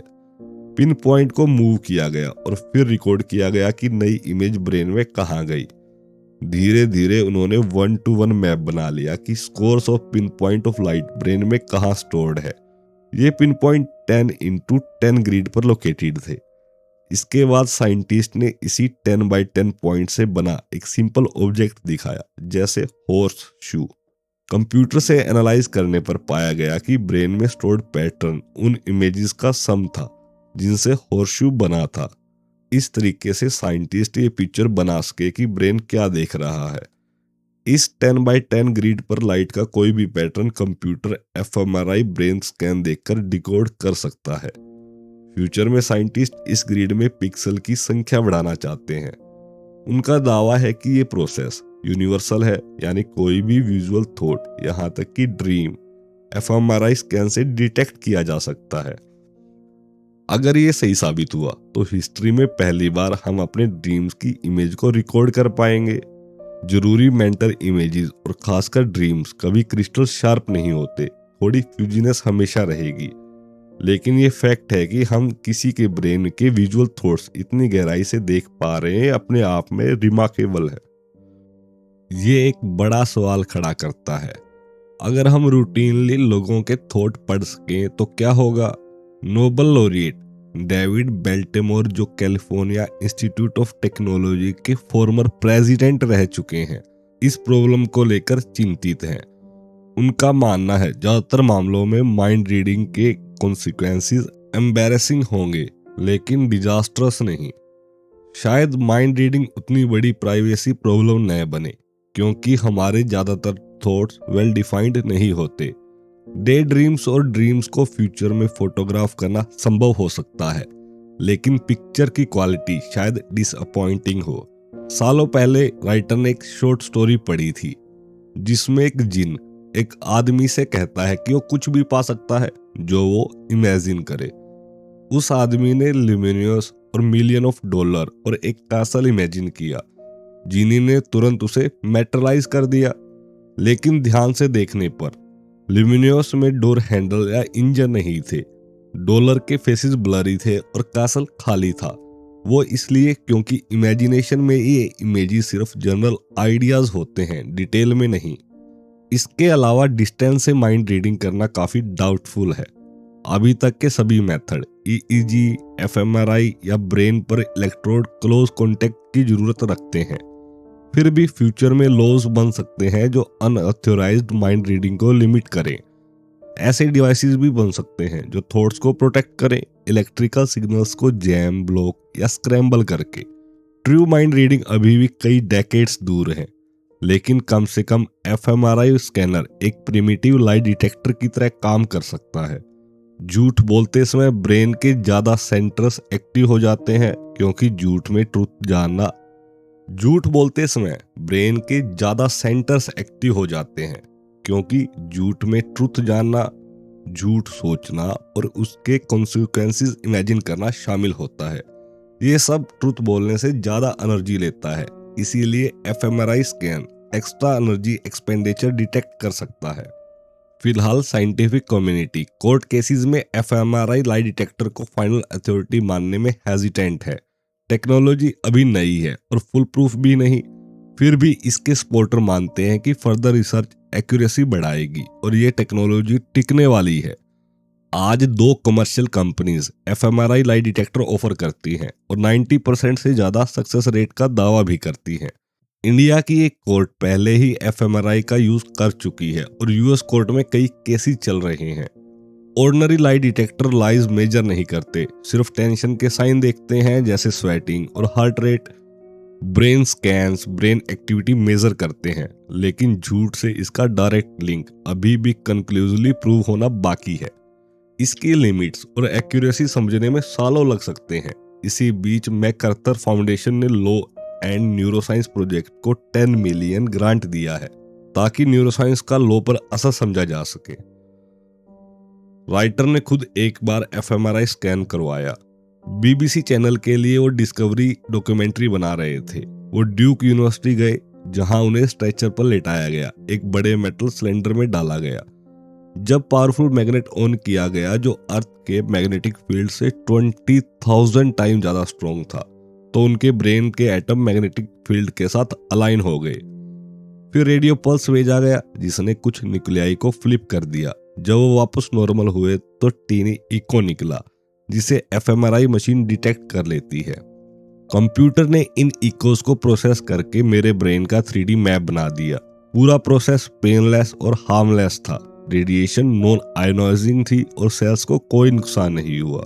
इतने स्ट्रॉन्ग मैग्नेटिक फील्ड में भी राइटर को कोई बदलाव महसूस नहीं हुआ। स्कैन का पर्पस था ये जानना कि ब्रेन में थॉट्स एग्जैक्टली कहाँ बनते हैं। खासकर आईज के बीच, नोज के पीछे एक टाइनी बायोलॉजिकल क्लॉक होता है जो सेकंड्स और मिनट कैलकुलेट करती है। इस एरिया को डैमेज होने पर टाइम का सेंस बिगड़ जाता है। स्कैनर के अंदर राइटर को सेकंड्स और मिनट काउंट करने को कहा गया। जब एफएमआरआई इमेजेस बनी तो नोज के पीछे एक ब्राइट स्पॉट साफ दिखा। जब वो सेकंड्स गिन रहे थे, उन्हें लगा वो बायोलॉजी के एक नए एरिया को जन्म लेता देख रहे हैं जहाँ स्पेसिफिक थॉट्स ब्रेन के स्पेसिफिक लोकेशन से जोड़े जा रहे हैं, यानी माइंड रीडिंग की एक नई शुरुआत है। फ्यूचर में एमआरआई मशीन आज के हॉस्पिटल में दिखने वाली भारी कई टन्स वजनी और पूरा कमरा घेरने वाली डिवाइसेस नहीं रहेंगी। ये सेलफोन जितनी छोटी या पेन जितनी पतली भी हो सकती है। 1993 में बर्नहार्ड बुल्कमिक ने उनके कोलीग से Max Planck Institute of Polymer Research बायान जर्मनी में एक नया आइडिया पेश किया जिसे टाइनी एमआरआई मशीन बन सके। उन्होंने एमआरआई माउस नाम की मशीन बनाई जो आज लगभग 1 फुट जितनी लंबी है, लेकिन फ्यूचर में कॉफी कप जितनी छोटी और डिपार्टमेंट स्टोर में बिकने वाली हो सकती है। इससे मेडिसिन की दुनिया टोटली बदल सकती है क्योंकि लोग अपने घर में प्राइवेसी के साथ एमआरआई स्कैन कर पाएंगे। ब्लूमिक का विजन है कि ज्यादा दूर नहीं, हर व्यक्ति अपने पर्सनल एमआरआई माउस को स्किन पर घुमाकर बॉडी के अंदर देख सकेगा। कंप्यूटर्स इमेज एनालाइज करेंगे और प्रॉब्लम डायग्नोज होगी। मैग्नेटिक फील्ड में एटम्स के न्यूक्लाई अलाइन होते हैं, रेडियो पल्स से फ्लिप होते हैं और वापस आते समय इको एमिट करते हैं। आज की बल्कि एमआरआई मशीन का रीजन यूनिफॉर्म मैग्नेटिक फील्ड की जरूरत है। फील्ड जितना यूनिफॉर्म, पिक्चर उतनी डिटेल्ड। इसके लिए 2 बड़े कॉइल्स हेल्महोल्ट्ज कॉइल के रूप में लगाए जाते हैं और बॉडी को उनके बीच में रखा जाता है। नॉन यूनिफॉर्म मैग्नेटिक फील्ड से इमेज डिस्टॉर्टेड हो जाती है। ये डेकेड से यही प्रॉब्लम रही है। ब्लूमिक ने मल्टीपल रेडियो पल्सेस और कंप्यूटर एनालिसिस से इस डिस्टॉर्शन को करेक्ट करने का तरीका खोजा। आज एमआरआई माउस एक छोटे यू शेप्ड मैग्नेट से काम करता है, जिसे बॉडी के ऊपर घुमाकर स्किन के नीचे कई इंचीज तक देखा जा सकता है। ये ऑर्डिनरी बल्ब बहुत कम बिजली लेता है, जबकि ट्रेडिशनल एमआरआई बहुत पावर कंज्यूम करते थे। अर्ली टेस्ट में एमआरआई माउस से रबर टायर स्कैन किए गए, जो ह्यूमन टिश्यू जैसे सॉफ्ट होते हैं। इसका कमर्शियल यूज प्रोडक्ट में डिफेक्ट डिटेक्ट करना हो सकता है। ये मेटल वाले ऑब्जेक्ट पर भी काम करता है, जबकि ट्रेडिशनल एमआरआई नहीं कर पाती थी। फ्यूचर में एमआरआई माउस और मिनिएचर हो सकता है, सेलफोन जितना छोटा, और ब्रेन स्कैनिंग पॉसिबल हो जाएगी। इस प्रोग्रेशन का एंड पॉइंट है टेलकिनेसिस, यानी माइथोलॉजी के गॉड जैसी पावर, सिर्फ थॉट से ऑब्जेक्ट मूव करना। मूवी स्टार वॉर्स में फोर्स एक मिस्टीरियस फील्ड है जो जेडी नाइट्स को माइंड से ऑब्जेक्ट कंट्रोल करने देता है। फ्यूचर में हमें गैलेक्सी में दूर जाने की जरूरत नहीं। 2100 तक हम रूम में घुसकर कंप्यूटर को माइंड से कंट्रोल करेंगे, जो फर्नीचर, रिपेयर और मशीन ऑपरेट करेगा। वर्कर्स, फायर क्रूज, एस्ट्रोनॉट और सोल्जर के लिए बेहद यूजफुल होगा। गेम्स, ड्राइविंग स्पोर्ट्स सिर्फ सोचकर ही पॉसिबल हो सकते हैं। ये पावर सुपर कंडक्टर से आ सकती है जो रूम टेम्परेचर पर काम करेगा। जैसे 20th century age of electricity थी, फ्यूचर एज ऑफ मैग्नेटिज्म हो सकता है। पावरफुल मैग्नेटिक फील्ड आज एक्सपेंसिव है, फ्यूचर में ऑलमोस्ट फ्री हो सकते हैं। इससे ट्रांसपोर्टेशन बदलेगा, एनर्जी लॉसेस खत्म होंगे और ऑब्जेक्ट थॉट से मूव हो सकेंगे। फ्यूचर में हर चीज में चिप होगा, और फ्यूचर में हर चीज में टाइनी सुपर कंडक्टर होगा। करंट एक्टिव होते ही ऑब्जेक्ट मैग्नेटिक बन जाएगा और थॉट से मूव हो सकेगा। मूवी एक्स-मैन में मैग्नेटो मैग्नेटिक पावर से ऑब्जेक्ट मूव करता है गोल्डन गेट ब्रिज तक। आज प्लास्टिक या पेपर मूव करना मुश्किल है, लेकिन फ्यूचर में super conductor non magnetic object में भी छिपे हो सकते हैं। हम रोबोट्स और अवतार्स को भी थॉट से कंट्रोल कर पाएंगे, जैसे मूवीज सरगोट्स और अवतार में किया। एस्ट्रोनॉट्स अर्थ से मून पर रोबोटिक बॉडीज कंट्रोल कर सकते हैं, लेकिन रिस्क भी है। मूवी फॉरबिडन प्लैनेट में advance civilisation mind power technology से नष्ट हो जाती है। मशीन्स ने कॉन्शियस थॉट के साथ सबकॉन्शियस फियर भी मैटेरियलाइज कर दिए। ये खतरा हमारे लिए अभी दूर है, ऐसी टेक्नोलॉजी 22 सेंचुरी में आएगी। लेकिन इमीडिएट सवाल ये है कि 2100 तक ह्यूमन लाइक रोबोट्स की दुनिया में अगर वो हमसे ज्यादा स्मार्ट हो गए तो क्या होगा। Chapter 2 future of AI. Mythology के गॉड्स अपनी डिवाइन पावर से लाइफलेस चीजों में जान डाल सकते थे। बाइबल के अकॉर्डिंग जेनेसिस चैप्टर 2 में गॉड ने डस्ट से इंसान को बनाया। ग्रीक और रोमन माइथोलॉजी में गॉडेस वीनस स्टैच्यू को लाइफ दे सकती थी। गॉड वल्कन देवताओं का ब्लैकस्मिथ मेटल से बने मैकेनिकल सर्वेंट्स की पूरी आर्मी बना सकता था, जिनमें वो लाइफ डाल देता था। आज हम वल्कन जैसे हैं, लेबोरेटरीज में मशीन गढ़ रहे हैं, लेकिन क्ले में नहीं, स्टील और सिलिकॉन में लाइफ डाल रहे हैं। सवाल ये है, ये मशीन ह्यूमन रेस को लिबरेट करेगी या अनस्लेव? आज हेडलाइंस पढ़कर ऐसा लगता है जैसे फैसला हो चुका है। ह्यूमन रेस अपनी ही क्रिएशन से ओवरटेकन होने वाली है। न्यूयॉर्क टाइम्स की हेडलाइन थी, साइंटिस्ट वरी मशीन में आउटस्मार्ट मैन। 2009 में कैलिफोर्निया में एसिलोमर कॉन्फ्रेंस हुआ, जहां दुनिया के टॉप एआई लीडर्स ये डिस्कस करने के लिए जुटे कि जब मशीन टेक ओवर करेगी तो क्या होगा। हॉलीवुड मूवी सीन की तरह डेलीगेट्स ने सवाल पूछे, अगर रोबोट्स आपके स्पाउस जितना इंटेलिजेंट हो जाए तो क्या होगा।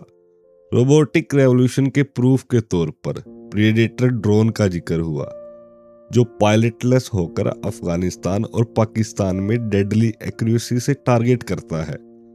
सेल्फ ड्राइविंग कार्स का जिक्र हुआ और एसिमो का, जो दुनिया का सबसे एडवांस रोबोट है, जो चल सकता है, दौड़ सकता है, सीढ़ियां चढ़ सकता है और डांस भी कर सकता है। माइक्रोसॉफ्ट के एरिक हॉर्विट्ज ने कहा, कॉन्फ्रेंस में एक्साइटमेंट ऑलमोस्ट रिलीजियस विजन जैसी थी। उन्होंने इसे रैप्चर से कंपेयर किया। क्रिटिक्स ने एसिलोमर कॉन्फ्रेंस की स्पिरिट को द रैप्चर ऑफ नर्ड्स कहा। उसी समर मूवीज ने भी इस एपोक्लिप्टिक पिक्चर को बढ़ाया। टर्मिनेटर सेल्वेशन में ह्यूमंस और मशीन की जंग दिखाई गई। ट्रांसफॉर्मर रोबोट ह्यूमंस को पॉन की तरह इस्तेमाल करते हैं। सरगेट्स में लोग अपनी एजिंग बॉडी से बचने के लिए रोबोट्स बनाकर जीते हैं। हेडलाइंस और मूवीज देखकर लगता है ह्यूमंस का एंड बहुत पास है। एआई पंडित पूछ रहे हैं क्या हम जू के बियर्स की तरह केजीज में डांस करेंगे जब रोबोट हमें पीनट फेंकेंगे, या हम अपनी क्रिएशन के लैपडॉग्स बन जाएंगे। लेकिन गहराई से देखें तो पिक्चर इतनी डरावनी नहीं। लास्ट डेकेड के ब्रेक थ्रू जरूर हुए हैं, लेकिन पर्सपेक्टिव जरूरी है। प्रेडेटर ड्रोन 27 फुट का किलर ड्रोन है, लेकिन जॉयस्टिक से ह्यूमन ही कंट्रोल करता है। कंप्यूटर स्क्रीन के पीछे एक ह्यूमन टारगेट चुनता है। डिसीजन प्रेडेटर नहीं ह्यूमन लेता है। सेल्फ ड्राइविंग कार्स भी इंडिपेंडेंट डिसीजन नहीं लेती, वो जीपीएस मैप्स फॉलो करती हैं। इसीलिए फुली ऑटोनोमस, कॉन्शियस और मर्डरस रोबोट अभी दूर का फ्यूचर है। मीडिया ने सेंसेशनल प्रेडिक्शन हाइप की, लेकिन वर्किंग साइंटिस्ट काफी कॉशियस थे। जब पूछा गया कि मशीन कब ह्यूमन जितनी स्मार्ट होगी, आंसर था 20 से 1000 साल तक। इसलिए रोबोट्स के दो टाइप समझना जरूरी है। पहला टाइप रिमोट कंट्रोल्ड या प्री प्रोग्राम्ड रोबोट, जो आज एग्जिस्ट करते हैं और हेडलाइंस बनाते हैं। ह्यूमन डिसीजन के बिना ये लार्जली यूजलेस है। दूसरा टाइप ट्रूली ऑटोनोमस रोबोट, जो खुद सोच सके और ह्यूमन इनपुट न चाहे। यही रोबोट्स पिछले 50 साल से साइंटिस्ट को इवेड कर रहे हैं। एआई रिसर्चर होंडा के एसिमो को रोबोट्स की बड़ी अचीवमेंट बताते हैं। एसिमो 4 फीट 3 इंच टाल है, 119 पाउंड वजन, एक बच्चे जैसा दिखता है। एसिमो चल सकता है, दौड़ सकता है, सीढ़ियां चढ़ सकता है और बात भी कर सकता है। कप्स और ट्रेज उठा सकता है, सिंपल कमांड समझ सकता है, कुछ फेसेस भी पहचान सकता है और मल्टीपल लैंग्वेज बोल सकता है। ये 20 साल की मेहनत का नतीजा है। 2 बार बीबीसी की स्पेशल होस्ट करते समय मुझे एसिमो से मिलने का मौका मिला। मैंने हाथ मिलाया तो उसने ह्यूमन लाइक रिस्पॉन्स दिया। मैंने वेव किया तो उसने भी वेव किया। जूस लाने को कहा तो वह रिफ्रेशमेंट टेबल की ओर चल पड़ा। वो इतना लाइफ लाइक था कि लगा हेलमेट उतारकर अंदर से कोई लड़का निकलेगा। वो मुझसे बेहतर डांस भी कर सकता था, लेकिन रियलिटी अलग है। टीवी कैमरा के सामने हर मोशन, हर नुआंस स्क्रिप्टेड था। एक सिंपल 5 मिनट सीन शूट करने में 3 घंटे लग गए। हर सीन के बाद हैंडलर्स लैपटॉप पर एसिमो को रीप्रोग्राम कर रहे थे। एसिमो की स्पीच असल में टेप रिकॉर्डर है। वो प्रोग्राम्ड लाइंस रिपीट करता है, इंडिपेंडेंट थॉट नहीं करता। एसिमो के इन्वेंटर ने खुद माना कि उसकी इंटेलिजेंस एक इंसेक्ट जितनी है। पाथ पहले से प्रोग्राम न हो तो वह फर्नीचर से टकरा जाएगा। कंपैरिजन में एक कॉकरोच ऑब्जेक्ट पहचान सकता है, एस्केप रूट बना सकता है और सेकंड्स में रिएक्ट भी कर सकता है। ब्राउन यूनिवर्सिटी के थॉमस डीन ने कहा, उनके रोबोट्स बस इतने कैपेबल हैं कि हालवे में चल सके बिना प्लास्टर तोड़े। आज के पावरफुल कंप्यूटर्स, माउस के न्यूरॉन्स भी कुछ सेकंड ही सिमुलेट कर पाते हैं। रोबोट्स को माउस, डॉग या मंकी जितना स्मार्ट बनने में अभी डेकेड लगेंगे। हर 30 साल में एआई रिसर्चर दावा करते हैं सुपर इंटेलिजेंट रोबोट आने वाला है। फिर रियलिटी चेक आता है और बैकलैश होता है। 1950s में कंप्यूटर के आने पर मशीन मिरेकल करती लगती थी। ब्लॉक्स उठाना, चेकर्स खेलना, अलजेब्रा सॉल्व करना। मैगजीन ने लिखा रोबोट हर किचन में होगा। 1965 में हर्बर्ट साइमन ने कहा 20 साल में मशीन इंसान का हर काम कर लेगी। लेकिन चेस मशीन्स ह्यूमन एक्सपर्ट से हार जाती थी। 1974 में यूएस और ब्रिटिश गवर्नमेंट ने फंडिंग काट दी। पहला एआई विंटर आया। 1980s में एआई फिर से हाइप हुआ। पेंटागन ने स्मॉल ट्रक जैसे प्रोजेक्ट पर मिलियंस लगाए। जापान का 5th generation project conversational computer बनाना चाहता था, लेकिन स्मार्ट ट्रक खो गया और प्रोजेक्ट क्वाइटली बंद हो गया। दूसरा एआई विंटर आया 1992 में, मूवी 2001 ए स्पेस ओडेसी और HAL 9000 पर सेलिब्रेशन हुई, लेकिन रोबोट्स बग जितने स्मार्ट भी नहीं थे। 1997 में IBM डीप ब्लू ने गैरी कैस्परो को चेस में हराया। डीप ब्लू 11 बिलियन ऑपरेशन पर सेकंड कर सकता था, लेकिन ये इंटेलिजेंस नहीं थी, सिर्फ ब्रूट फोर्स थी। कैस्परो ने प्रेस से बात की, डीप ब्लू से नहीं। एआई रिसर्चर ने समझा computing power is not equal to intelligence. आज $49 का चेस प्रोग्राम वर्ल्ड चैंपियन को छोड़कर सबको हरा सकता है, फिर भी इंटेलिजेंट नहीं कहलाता। मूरिज लॉ के साथ एआई फिर रिवाइव हुआ। तीसरी बार ऑप्टिमिज्म लौटा है। स्पोर्टर कहते हैं इस बार एआई रियल है, लेकिन सवाल वही है, अगर वो सही है तो क्या ह्यूमंस ऑब्सोलेट होने वाले हैं? एक फंडामेंटल प्रॉब्लम यह है कि मैथमेटिशियन अब समझ रहे हैं कि 50 साल पहले उन्होंने एक बड़ी गलती की जब उन्होंने ब्रेन को एक बड़े डिजिटल कंप्यूटर जैसा मान लिया। अब ये पेनफुली ऑब्वियस है कि ब्रेन ऐसा नहीं है। ब्रेन में कोई पेंटिनम चिप नहीं, कोई विंडो ऑपरेटिंग सिस्टम नहीं, कोई एप्लीकेशन सॉफ्टवेयर नहीं, कोई सीपीयू नहीं और कोई प्रोग्राम भी नहीं है। असल में डिजिटल कंप्यूटर का आर्किटेक्चर ब्रेन से बिल्कुल अलग है। ब्रेन एक लर्निंग मशीन है, न्यूरॉन्स का कलेक्शन जो हर टास्क सीखने पर खुद को लगातार रिवायर करता है। एक पीसी कुछ भी लर्न नहीं करता। आपका कंप्यूटर आज भी उतना ही डम्ब है जितना कल था। इसीलिए ब्रेन को मॉडल करने के कम से कम 2 अप्रोचेज हैं। पहला है ट्रेडिशनल टॉप डाउन अप्रोच, जिसमें रोबोट्स को डिजिटल कंप्यूटर की तरह ट्रीट किया जाता है और इंटेलिजेंस के सारे रूल्स शुरू से प्रोग्राम कर दिए जाते हैं। डिजिटल कंप्यूटर्स को एलान ट्यूरिंग की ट्यूरिंग मशीन में तोड़ा जा सकता है, जिसमें इनपुट, सेंट्रल प्रोसेसर और आउटपुट होते हैं। सभी डिजिटल कंप्यूटर्स इसी सिंपल मॉडल पर बने हैं। इस अप्रोच का सपना यह है कि एक सीडी रोम हो जिसमें इंटेलिजेंस के सारे रूल्स कोडिफाइड हों। डिस्क डालते ही मशीन इंटेलिजेंट हो जाए। लेकिन ब्रेन में कोई प्रोग्रामिंग या सॉफ्टवेयर नहीं होता। ब्रेन एक न्यूरल नेटवर्क जैसा है, न्यूरॉन्स का कॉम्प्लेक्स जंगल जो लगातार खुद को बदलता रहता है। Neural network hub rule follow करते हैं। हर सही डिसीजन पर न्यूरल पाथवे मजबूत होते जाते हैं।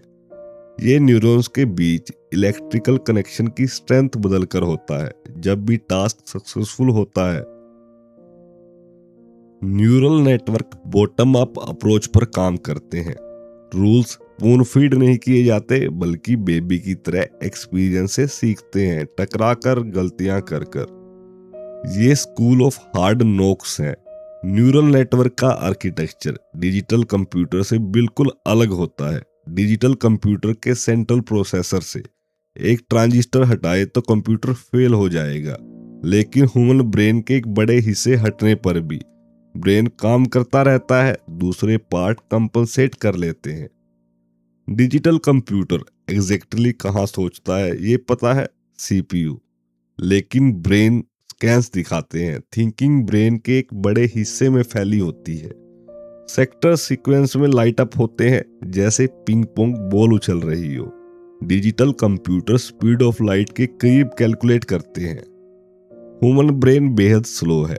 नर्व इंपल्सिस लगभग 200 माइल्स पर आवर से चलते हैं, लेकिन ब्रेन मैसिवली पैरेलल है। 100 बिलियन न्यूरॉन एक साथ काम करते हैं। हर न्यूरॉन्स 10,000 दूसरे न्यूरॉन से जुड़ा है। रेस में super fast single processor super लो पैरेलल प्रोसेसर से हार जाता है। पुरानी पहेली याद करें, अगर एक कैट एक माउस 1 मिनट में खा सकती है तो 1 मिलियन कैट 1 मिलियन माउस कितने टाइम में खाएंगी? Answer 1 minute. इसके अलावा ब्रेन प्योरली डिजिटल नहीं है। ट्रांजिस्टर्स है, 1 या 0 होते हैं। न्यूरॉन्स भी फायर या नॉट फायर करते हैं, लेकिन न्यूरॉन्स एनालॉग भी हो सकते हैं, कॉन्टिन्यूअस सिग्नल भी भेजते हैं। इन लिमिटेशन की वजह से रोबोट्स 2 बेसिक काम नहीं कर पाते जो ह्यूमन एफर्टलेसली करते हैं। पहला पैटर्न रिकॉग्निशन और दूसरा कॉमन सेंस।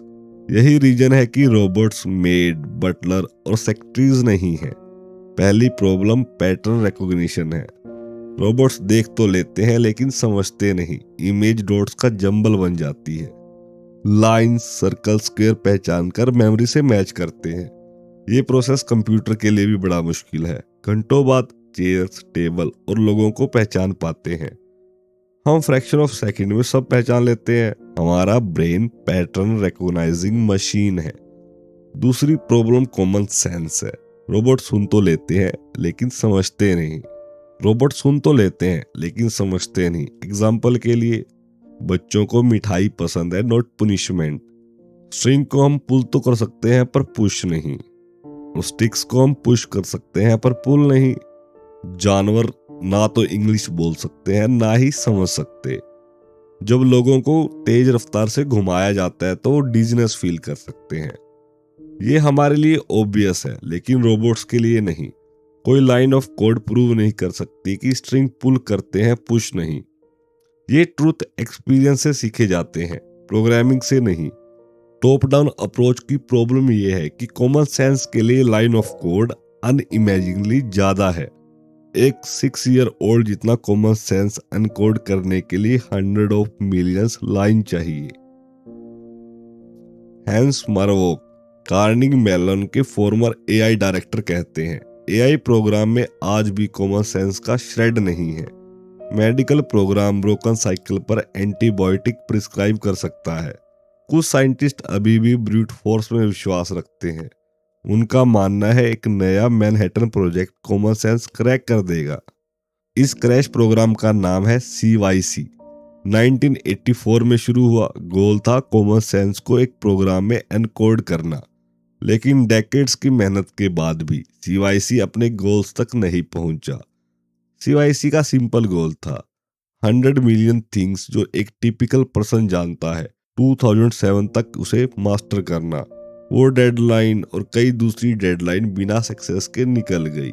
माइलस्टोन आते गए जाते गए लेकिन इंटेलिजेंस की एसेंस अभी भी दूर ही रही। राइटर को एक बार MIT के तेमसो पोगियो द्वारा बनाए गए रोबोट के साथ कॉन्टेस्ट में अपनी बुद्धि आजमाने का मौका मिला। हालांकि रोबोट सिंपल पैटर्न वैसे नहीं पहचान पाते जैसे हम करते हैं, लेकिन पोगियो ने एक ऐसा कंप्यूटर प्रोग्राम बनाया जो एक स्पेसिफिक एरिया में ह्यूमन जितनी फास्ट कैलकुलेशन करता है, जिसे इमीडिएट रिकॉग्निशन कहा जाता है। ये हमारी वो अनकैनी एबिलिटी है जिसे हम किसी ऑब्जेक्ट को अचानक पहचान लेते हैं, उससे पहले कि हम उससे पूरी तरह अवेयर हों। एवोल्यूशन में जरूरी था क्योंकि हमारे एंसेस्टर को स्प्लिट सेकंड में तय करना होता था कि बुशेस में टाइगर है या नहीं। पहली बार एक robot specific vision recognition test में ह्यूमन से कंसिस्टेंटली बेहतर निकला। कॉन्टेस्ट सिंपल था। राइटर चेयर पर बैठा था, कंप्यूटर स्क्रीन देख रहा था।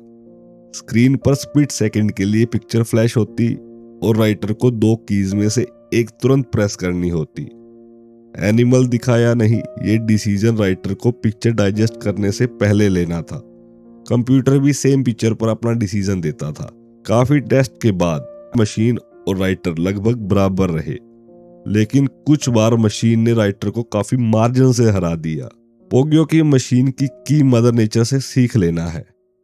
कई साइंटिस्ट अब मानते हैं the wheel has already been invented, so why not copy it. Normally robots image को सर्कल, लाइंस और स्क्वायर में तोड़ते हैं, लेकिन पोगियो का प्रोग्राम अलग था। हम पहले आउटलाइन देखते हैं, फिर फीचर और फिर शेडिंग। कंप्यूटर भी layer by layer image process करता है, हर लेयर को नेक्स्ट लेयर से इंटीग्रेट करता है। बाद में राइटर को टॉप डाउन और बॉटम अप दोनों अप्रोचेस एक्शन में देखने का मौका मिला। राइटर स्टैनफोर्ड यूनिवर्सिटी के AI सेंटर गया जहां स्टेयर रोबोट था। स्टेयर टॉप डाउन अप्रोच का एग्जाम्पल है। ये लगभग 4 फीट टॉल है, एक ह्यूज मैकेनिकल आर्म जो ऑब्जेक्ट ग्रैब कर सकती है। 3D कैमरा ऑब्जेक्ट लुक करता है और कंप्यूटर आर्म को गाइड करती है। रोबोट्स 1960 से फैक्ट्रीज में ऐसे काम करते आए हैं, लेकिन स्टेयर स्क्रिप्टेड नहीं है। ये ऑटोनोमसली ऑपरेट करता है। अगर आप कहें ऑरेंज उठाओ तो ये टेबल पर रखी चीजों को एनालाइज करके ऑरेंज पहचान कर उठा लेता है। राइटर ने ऑब्जेक्ट स्क्रैम्बल किए, लेकिन स्टेयर्स ने फिर भी सही ऑब्जेक्ट उठाया। गोल ये है कि ये स्टेयर्स होम और ऑफिस में नेविगेट करे, टूल्स यूज करे और सिंप्लीफाइड लैंग्वेज में कन्वर्स करे। लेकिन लिमिटेशन यह है कि यह बार रैंडम एनवायरनमेंट में पैरालाइज्ड हो जाएगा। इसके बाद राइटर न्यूयॉर्क यूनिवर्सिटी गया, जहाँ यान लेकुन लैगर रोबोट पर काम कर रहे हैं। लैगर बॉटम अप अप्रोच है। ये गोल्फ कार्ट जितना बड़ा है, stereo colour cameras landscape scan करते हैं। ये ऑब्स्टेकल अवॉइड करता है और हर पास के साथ सीखता जाता है। जीपीएस और इंफ्रारेड सेंसर से लैस है। पेंटिनम चिप्स और गीगाबाइट इंटरनेट से जुड़ा है। पार्क में हर रन के साथ ये बेहतर होता गया। स्टेयर और लैगर में मुख्य डिफरेंसेस ये है कि लैगर सीखने के लिए बना है। स्टेयर मेमोरी में इमेजेस रखता है, लैगर मेंटल मैप बनाता है। ड्राइवरलेस कार की तरह प्री प्रोग्राम्ड नहीं है, लैगर खुद डिसाइड करता है। फ्यूचर में ऐसे रोबोट्स मार्स, बैटलफील्ड और होम्स में हो सकते हैं। रिसर्चर की खुशी इंप्रेसिव थी, लेकिन डिस्टेंस से देखें तो रास्ता अभी लंबा है। कॉकरोचेस भी ऑब्जेक्ट पहचान कर अवॉइड कर लेते हैं। हम अभी भी मदर नेचर के लोवलीस्ट क्रीचर से पीछे हैं। आज घरों में सिंपल रोबोट हैं, vacuum cleaner, security guard, factory worker. 2006 में 9,50,000 इंडस्ट्रियल रोबोट और 35,54,000 सर्विस रोबोट थे। फ्यूचर में रोबोट साइंस फिक्शन जैसे नहीं होंगे। सबसे बड़ा इम्पैक्ट एक्सपर्ट सिस्टम में होगा। ये सॉफ्टवेयर प्रोग्राम है जिनमें ह्यूमन विजडम एनकोड होती है। फ्यूचर में हम वो स्क्रीन पर रोबोट डॉग या रोबो लॉयर से बात कर सकेंगे। ये फील्ड ह्यूरिस्टिक कहलाती है। वेकेशन प्लान करने के लिए आप प्रेफरेंसेस बताएंगे, सिस्टम पास डेटा से बेस्ट ऑप्शन देगा, लेकिन लैंग्वेज फॉर्मल और स्टाइलाइज्ड होगी। ये सिस्टम रिजर्वेशन, शॉपिंग, टिकट सब कर देंगे। आज के सर्च इंजन इसी ह्यूरिस्टिक का क्रूड रूप है। फ्यूचर में रोबोट्स ऑलमोस्ट ह्यूमन लाइक लगेंगे। सबसे प्रैक्टिकल यूज मेडिकल केयर में होगा। फ्यूचर में ईआर में घंटों वेट करने की बजाय आप रोबोट डॉक्टर से बात करेंगे। फेस और पर्सनैलिटी चेंज कर सकेंगे। सिंपल क्वेश्चन पूछे जाएंगे, आंसर बोलकर दिए जाएंगे। सीरीज ऑफ क्वेश्चन के बाद रोबोट डॉक्टर डायग्नोसिस देगा। बाथरूम, क्लोथ्स, फर्नीचर से हेल्थ डेटा डीएनए चिप से एनालाइज होगा। पोर्टेबल एमआरआई भी यूज होगा। इससे डॉक्टर विजिट कम होगी। सीरियस केस में हॉस्पिटल जाने को कहा जाएगा। वहाँ रोबोट नर्सिस होंगी जैसे एसिमो। ये ऑटोनोमस नहीं, लेकिन मेडिसिन देना, पेशेंट मॉनिटर करना, ये सब काम आराम से कर सकती है। एक एग्जिस्टिंग एग्जाम्पल है RP6 मोबाइल रोबोट जो UCLA मेडिकल सेंटर में है। ये बेसिकली मॉनिटर टीवी स्क्रीन है जिस पर डॉक्टर का फेस दिखता है। डॉक्टर जॉयस्टिक से कंट्रोल करता है, पेशेंट से बात करता है। यूएस में 5 मिलियन ICU पेशेंट है और सिर्फ 6,000 स्पेशलिस्ट। ऐसे रोबोट्स क्राइसिस को ईज कर सकते हैं। जापान इस टेक्नोलॉजी में लीडर है। शांटो रिलीजन में ऑब्जेक्ट में स्पिरिट मानी जाती है, इसलिए जापानीज बच्चों को रोबोट्स डरावने नहीं लगते। जापान में रोबोट रिसेप्शनिस्ट कॉमन है। वर्ल्ड के 30% रोबोट जापान में है। जापान डेमोग्राफिक क्राइसिस झेल रहा है, ageing population, low birth rate और लो इमिग्रेशन। मेडिकल फील्ड में एसिमो जैसे रोबोट बेहद यूजफुल होंगे। मेडिसिन फैच करना, ड्रग्स एडमिनिस्ट्रेटर करना, पेशेंट मॉनिटर करना 24 आवर्स। यही फ्यूचर ऑफ AI का सबसे रियलिस्टिक रास्ता है। मिड सेंचुरी तक हमारी दुनिया रोबोट से भरी हो सकती है, लेकिन शायद हम उन्हें नोटिस भी न करें, क्योंकि ज्यादातर रोबोट्स ह्यूमन फॉर्म में नहीं होंगे, बल्कि स्नेक्स, इंसेक्ट और स्पाइडर्स जैसे डिस्गाइज में अनप्लीजेंट लेकिन क्रूशियल टास्क परफॉर्म करेंगे। ये मॉड्यूलर रोबोट्स होंगे जो टास्क के हिसाब से अपना शेप बदल सकेंगे। राइटर को वी मिन शिन से मिलने का मौका मिला, जो यूनिवर्सिटी ऑफ सदर्न कैलिफोर्निया में मॉड्यूलर रोबोट्स के पायनियर में से एक है। उनका आइडिया है छोटे क्यूबिकल मॉड्यूल बनाना, जिन्हें लेगो ब्लॉक की तरह इंटरचेंज और रिसेंबल किया जा सके। वे इन्हें पॉलीमॉर्फिक रोबोट कहते हैं, क्योंकि ये शेप, ज्योमेट्री और फंक्शन बदल सकते हैं। स्टैनफोर्ड और MIT की लैब्स में वॉकिंग टॉकिंग रोबोटिक टॉयज दिखते हैं। रोबोट एयरप्लेन्स, हेलीकॉप्टर्स, ट्रक और इंसेक्ट शेप्ड रोबोट, जहां हर रोबोट एक सेल्फ कंटेन्ड यूनिट होता है। लेकिन यूएससी लैब में 2 इंच के क्यूबिकल मॉड्यूल के बॉक्सेस होते हैं जो ज्वाइन और सेपरेट हो सकते हैं, और उन्हें स्नेक्स बनाए जा सकते हैं या रिंग्स जो हुप की तरह रोल करते हैं। वाई शेप्ड ज्वाइंट से ऑक्टोपाई, स्पाइडर, डॉग्स और कैट जैसे स्ट्रक्चर बनते हैं। ये एक स्मार्ट लोगो सेट जैसा है जहां हर ब्लॉक इंटेलिजेंट है और खुद को अरेंज कर सकता है। ये बैरियर क्रॉस करने में बेहद यूजफुल है। अगर सीवर में स्पाइडर शेप्ड रोबोट को वॉल मिले तो वह डिसेंबल होकर टाइनी होल से पीसेस भेजेगा और दूसरी तरफ रीअसेंबल हो जाएगा। इस तरह मॉड्यूलर रोबोट ऑलमोस्ट अनस्टॉपेबल होंगे। ये रोबोट्स डिकेइंग इंफ्रास्ट्रक्चर रिपेयर करने में बहुत इंपॉर्टेंट हो सकते हैं। 2000 में मिनीपोलिस का एक मिसिसिपी रिवर ब्रिज कोलैप्स हुआ जिसमें 13 लोग मरे और 145 घायल हुए। ऐसे कई डिजास्टर एजिंग ब्रिज की वजह से हो सकते हैं, लेकिन हर ब्रिज मॉनिटर करना बहुत एक्सपेंसिव है। Modular robot silently bridges, roads, tunnel और पावर स्टेशन चेक कर सकते हैं और जरूरत पड़ने पर उन्हें रिपेयर भी कर सकते हैं। रोबोट सर्जन, कुक और म्यूजिशियन भी बन सकते हैं, क्योंकि सर्जरी में एक सबसे बड़ी लिमिटेशन है, वो है डॉक्टरों की थकावट। ट्रेडिशनल हार्ट बाईपास सर्जरी में चेस्ट के बीच फुट लॉन्ग इंसाइजन लगता है, जिससे इन्फेक्शन रिस्क, पेन और रिकवरी टाइम बढ़ जाता है। लेकिन da Vinci surgical system in problem को काफी कम कर सकता है। इस सिस्टम में 4 रोबोटिक आर्म होती है, एक वीडियो कैमरा के लिए और 3 प्रिसीजन सर्जरी के लिए। लार्ज इंसाइजन की जगह सिर्फ टाइनी इंसाइजन लगते हैं। यूरोप और अमेरिका में 800 हॉस्पिटल इसे यूज करते हैं और 2000 में ही लगभग 48,000 ऑपरेशन इससे किए गए। इंटरनेट के जरिए रिमोट सर्जरी भी पॉसिबल है, जिससे वर्ल्ड क्लास सर्जन दूसरे कॉन्टिनेंट में पेशेंट ऑपरेट कर सकता है। फ्यूचर में microscopic blood vessels, nerve fibre और टिश्यू पर सर्जरी होगी। नॉन इन्वेजिव सर्जरी एक नॉर्म बन जाएगी। एंडोस्कोप्स थ्रेड से भी पतले होंगे और माइक्रो मशीन्स इस सेंटेंस के पीरियड से भी छोटे मैकेनिकल वर्क करेंगे। जापान ने सोशली इंटरेक्टिव रोबोट्स में खास प्रोग्रेस की है। नगायो में रोबोट शेफ है जो फास्ट फूड मील कुछ मिनट्स में बना देता है। ये रोबोट एसआई कंपनी ने बनाया है जो नूडल्स 1 मिनट 40 सेकंड में बनाता है और बिजी डे में 80 बाउल सर्व कर सकता है। जापान में ही टोयोटो ने वोयलिन बजाने वाला रोबोट बनाया जो एसिमो जैसा दिखता है और म्यूजिक के साथ सवाई भी करता है। वेसेडा यूनिवर्सिटी में रोबोटिक फ्लूटिस्ट बनाया गया जिसके चेस्ट में लंग्स जैसे चैम्बर है और वो रियल फ्लूट बजा सकता है।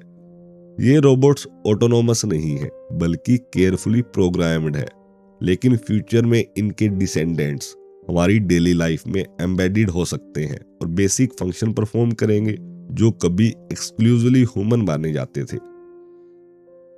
मिड सेंचुरी तक एआई के इतिहास का अगला बड़ा माइलस्टोन पूरा हो सकता है, यानी ह्यूमन ब्रेन की रिवर्स इंजीनियरिंग करना और उसे न्यूरॉन बाय न्यूरॉन समझकर कंप्यूटर पर सिमुलेट करना। साइंटिस्ट अब सिलिकॉन और स्टील से इंटेलिजेंट रोबोट बनाने में दिक्कत देकर उल्टा रास्ता अपना रहे हैं, यानी ब्रेन को वैसे खोलना जैसे मैकेनिक मोटर को स्क्रू बाय स्क्रू खोलता है और फिर न्यूरॉन्स की फायरिंग को कंप्यूटर पर चलाना। इस प्रोसेस में साइंटिस्ट एनिमल से शुरुआत कर रहे हैं जैसे चूहा और बिल्ली, और फिर धीरे धीरे एवोल्यूशनरी स्केल पर ऊपर जा रहे हैं जो मिड सेंचुरी तक पॉसिबल माना जा रहा है। MIT के फ्रेड लिखते हैं कि अगर ब्रेन एग्जैक्टली कैसे काम करता है यह समझ आ जाए तो लाइब्रेरी की लगभग हर किताब दोबारा लिखनी पड़ेगी।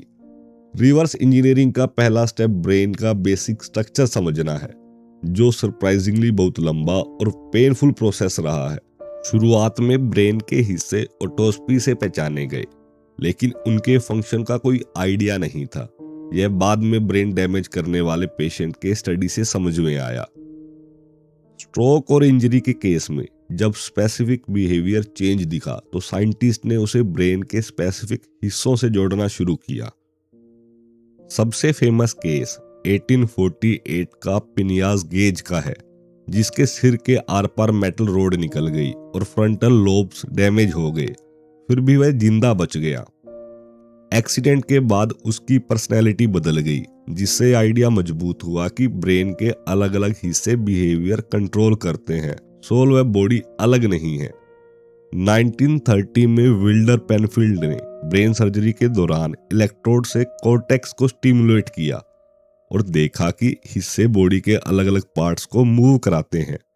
इससे ब्रेन का एक मैप बना जिसमें फिंगर टिप्स, लिप्स और टंग बड़े बड़े और बाकी बॉडी पार्ट को छोटा दिखाया गया।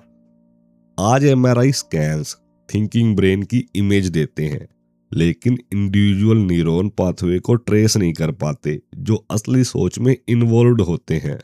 यहाँ ऑप्टोजेनेटिक्स नाम की नई फील्ड आती है, जो ऑप्टिक्स और जेनेटिक्स को मिलाकर एनिमल्स में स्पेसिफिक न्यूरल पाथवे को ट्रेस करती है। अगर एमआरआई हाईवे मैप जैसा है, तो ऑप्टोजेनेटिक्स छोटी छोटी रोड्स और लेन्स तक दिखाने की कोशिश करता है। मीडिया ने इसे रिमोट कंट्रोल्ड फाइल्स जैसे सेंसेशनल हेडलाइन से बढ़ा चढ़ाकर दिखाया, लेकिन रियलिटी इससे कहीं ज्यादा मॉडेस्ट थी। फ्रूट फ्लाई के ब्रेन में लगभग 1.5 लाख न्यूरॉन्स होते हैं और ऑप्टोजेनेटिक्स से साइंटिस्ट कुछ न्यूरॉन्स को एक्टिवेट करके एस्केप जैसा बिहेवियर को ट्रिगर करते हैं। लेजर ऑन करते ही जेनेटिकली मॉडिफाइड फ्रूट फ्लाइज उड़ने लगती है, क्योंकि उनके एस्केप न्यूरॉन फायर हो जाते हैं। इस रिसर्च का असली फायदा ब्रेन के स्ट्रक्चर को समझने में और स्ट्रोक या ब्रेन इंजरी पेशेंट्स की हेल्प करने में मिला। फ्रूट फ्लाई में जहां 2 न्यूरॉन बिहेवियर ट्रिगर करते हैं, वहीं चूहों में डिसीजन मेकिंग के लिए लगभग 300 न्यूरॉन एक्टिवेट होते हैं। साइंटिस्ट जीन्स, फ्लोरोसेंट डाइज और लाइट सेंसिटिव मॉलिक्यूल जैसे रेडोस्पिन का यूज करके पहली बार स्पेसिफिक न्यूरल सर्किट को आइसोलेट कर पाए। इसीलिए जोक्स और कॉमेडी से अलग, असल में यह सब पहली बार है जब साइंटिस्ट ब्रेन के बिहेवियर स्पेसिफिक पाथवे को मैप कर पा रहे हैं। अब अगला स्टेप है पूरे ब्रेन को मॉडल करना, जो दशकों की मेहनत मांगता है, और इसके सिर्फ 2 रास्ते हैं। पहला तरीका सुपर कंप्यूटर से अरबों न्यूरॉन्स को सिमुलेट करना, और दूसरा हर न्यूरॉन की एग्जैक्ट लोकेशन पता करना। पहले अप्रोच की है रो कंप्यूटिंग पावर, यानी जितना बड़ा कंप्यूटर उतनी बेहतर सिमुलेशन। IBM का ब्लू जीन इसी काम के लिए बनाया गया, जो धरती के सबसे पावरफुल कंप्यूटर में से एक है। राइटर ने इसे लॉरेंस लिवरमोर नेशनल लेबोरेटरी में देखा, जो US न्यूक्लियर वेपन रिसर्च का हार्ट है और हाई सिक्योरिटी जोन है। ब्लू जीन करीब 1/4 एकड़ में फैला है, जेट ब्लैक कैबिनेट की रोज से भरा हुआ 500 ट्रिलियन ऑपरेशन पर सेकंड की स्पीड से कंप्यूट कर सकता है। जब राइटर ब्लू जीन के इन कैबिनेट के बीच में चला तो एक्सपीरियंस अजीब था, हॉलीवुड मूवी जैसा। ब्लिंकिंग लाइट्स या क्रैकिंग इलेक्ट्रिसिटी कुछ भी नहीं, बस शांति और कुछ टाइनी लाइट्स। आपको एहसास होता है कंप्यूटर ट्रिलियंस ऑफ कैलकुलेशन कर रहा है, लेकिन न आवाज न कोई ड्रामेटिक मूवमेंट। राइटर को सबसे ज्यादा हैरानी इस बात की थी कि ब्लू जीन माउस ब्रेन के थिंकिंग प्रोसेस को सिमुलेट कर रहा है, जिसमें लगभग 2 मिलियन न्यूरॉन होते हैं, जबकि इंसान के ब्रेन में 100 बिलियन न्यूरॉन होते हैं। माउस ब्रेन सिमुलेट करना आसान नहीं है, क्योंकि हर न्यूरॉन्स कई दूसरे न्यूरॉन से जुड़ा होता है, जिससे एक डेंस वेब बनता है। फिर भी इतने बड़े कंप्यूटर के बावजूद यह सिर्फ चूहों के न्यूरॉन्स की फायरिंग को कुछ सेकंड तक सिमुलेट कर सकता है, उसके बिहेवियर को नहीं। इसका मतलब यह नहीं है कि चूहा जैसा बिहेवियर बन गया है, बल्कि सिर्फ न्यूरॉन की इलेक्ट्रिकल एक्टिविटी को मॉडल किया जा रहा है। इस डायरेक्शन में हेनरी मार्कम का ब्लू ब्रेन प्रोजेक्ट भी है, जो स्विट्जरलैंड में शुरू हुआ। चूहों के न्यूरोकॉर्टिकल कॉलम को मॉडल करने में सफल रहा। इस कॉलम में 10,000 न्यूरॉन और 100 मिलियन कनेक्शन होते हैं, जो एक बड़ा माइलस्टोन माना गया। माउस ब्रेन ऐसे ही मिलियन ऑफ कॉलम से बना होता है, इसलिए एक कॉलम समझना पूरे ब्रेन की तरफ पहला स्टेप है। 2009 में मार्कम ने कहा थियोरेटिकली ह्यूमन ब्रेन बनाना पॉसिबल है, लेकिन इसके लिए आज के सुपर कंप्यूटर से 20,000 गुना ज्यादा पावर और इंटरनेट से 500 गुना ज्यादा मेमोरी चाहिए। उनके according main road block science नहीं बल्कि पैसा है, यानी सोसाइटी जितनी जल्दी चाहे उतना पैसा लगाए तो उतनी जल्दी काम होगा। दूसरी तरफ धर्मेंद्र मोदा की टीम ने डाउन सुपर कंप्यूटर से रैट ब्रेन और ह्यूमन सेरिब्रल कॉर्टेक्स का छोटा हिस्सा सिमुलेट किया। 2009 में उन्होंने ह्यूमन सेरिब्रल कॉर्टेक्स का 1% सिमुलेट किया, जिसमें 1.6 बिलियन न्यूरॉन और 9 ट्रिलियन कनेक्शंस थे। हालांकि यह सिमुलेशन ह्यूमन ब्रेन से सैकड़ों गुना स्लो था, फिर भी इसे हिस्टोरिक अचीवमेंट माना गया। प्रॉब्लम यह है कि ऐसे कंप्यूटर बहुत ज्यादा पावर खाते हैं, मैसिव कूलिंग की जरूरत होती है। ह्यूमन ब्रेन सिर्फ 20 वोल्ट में काम करता है, जबकि सुपर कंप्यूटर्स पूरे शहर जितनी बिजली खा जाते हैं। ब्रेन नेचर का सबसे कॉम्प्लेक्स ऑब्जेक्ट है, हमारे आसपास कहीं भी इससे ज्यादा कॉम्प्लेक्स चीज नहीं दिखाई देती। मैनहट्टन प्रोजेक्ट जैसे कैश प्रोग्राम से ब्रेन रिवर्स इंजीनियरिंग तेज हो सकती है, लेकिन असली में इसमें डेकेड्स लगेंगे। सिमुलेशन के बाद भी डेटा इतना ज्यादा होगा कि उसे समझने में कई सेंचुरी लग जाएंगी। और दूसरा तरीका है ब्रेन को स्लाइस करके हर न्यूरॉन की एग्जैक्ट लोकेशन को मैप करना। फ्रूट फ्लाई ब्रेन को 50 नैनोमीटर की स्लाइसेस में काटा जाता है, जिससे मिलियंस ऑफ इमेजेस बनती है। एक फ्रूट फ्लाई ब्रेन का डेटा ही 1000 ट्रिलियन बाइट होता है और उसे रिकंस्ट्रक्ट करने में 50 साल लग सकते हैं।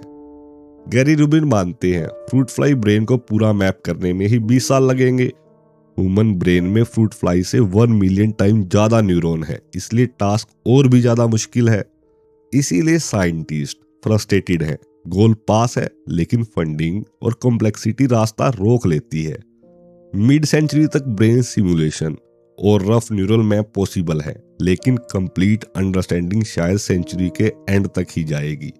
जीन्स और न्यूरॉन की लिस्ट होना काफी नहीं है, जैसे एंट के जीन्स जानने से एंट हिल समझ नहीं आता। सी एलिगन्स वोम के सारे न्यूरॉन मैप होने के बाद भी उसका बिहेवियर पूरी तरह समझ नहीं आया। इसी तरह ह्यूमन ब्रेन डिकोड होने के बाद भी उसे समझने में दशकों लगेंगे। अगर सेंचुरी के अंत तक ब्रेन पूरी तरह रिवर्स इंजीनियर हो गया तो ह्यूमन लाइक रोबोट बनाना संभव होगा। फिर सवाल उठेगा, अगर ऐसा हो गया तो उन्हें हमसे आगे बढ़ने से कौन रोकेगा?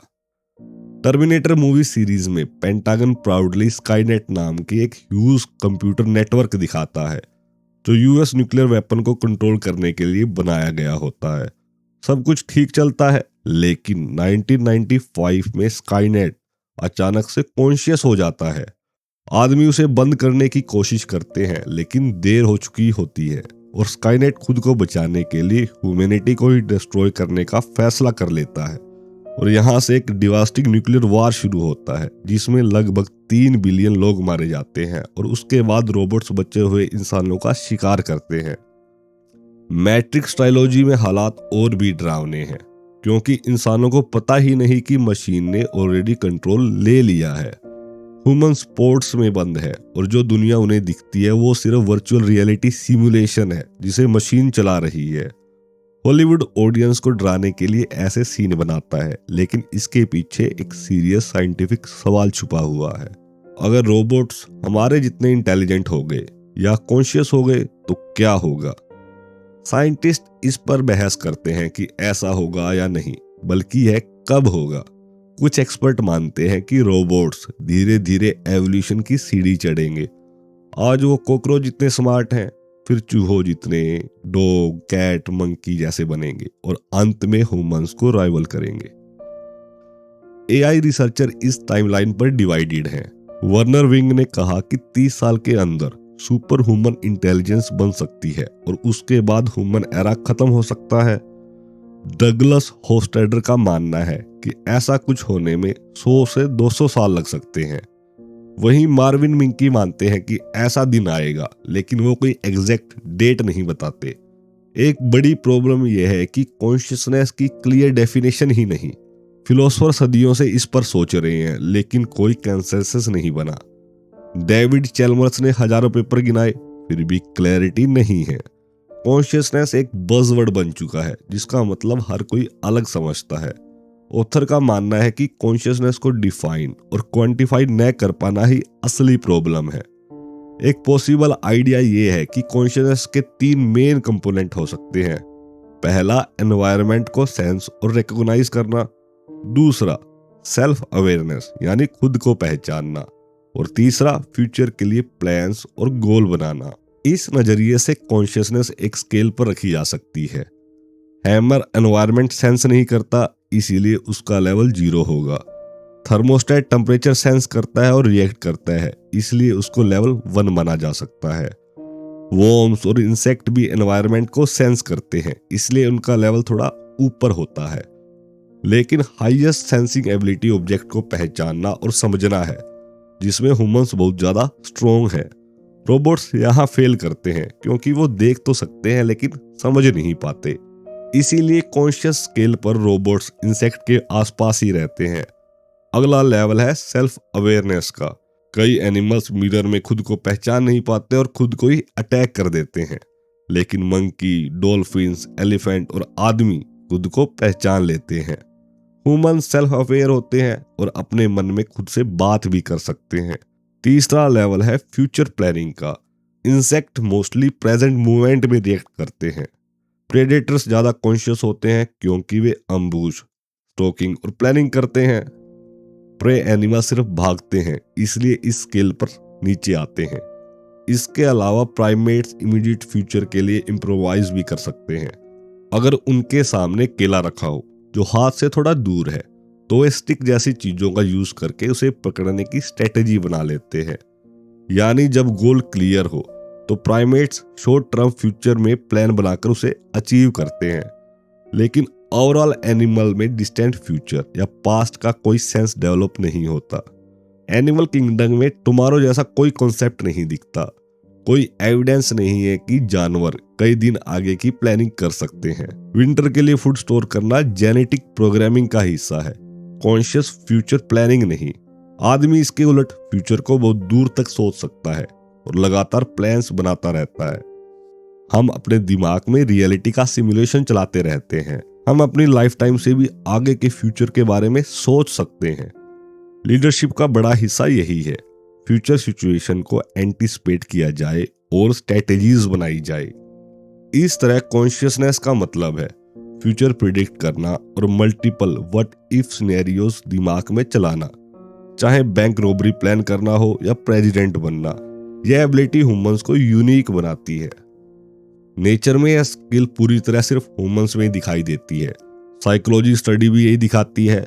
साइकोलॉजिस्ट बच्चों और अडल्ट के प्रोफाइल्स कंपेयर करते हैं और देखते हैं कि सक्सेस किस फैक्टर से जुड़ा है। सोशो इकोनॉमिक फैक्टर हटाने पर एक क्वालिटी बार बार सामने आती है, डिले ग्रेटिफिकेशन की एबिलिटी। वाल्टर की स्टडीज में जो बच्चे मार्शमैलो तुरंत नहीं खाते थे और फ्यूचर रिवॉर्ड का वेट करते थे, वे लाइफ में ज्यादा सक्सेसफुल निकले। फ्यूचर रिवॉर्ड के लिए प्रेजेंट डिजायर कंट्रोल करना हायर कॉन्शियसनेस का साइन है। इसका मतलब है कि वे बच्चे फ्यूचर सिमुलेट कर सकते थे। एआई रिसर्चर के लिए इसका लेसन क्लियर है।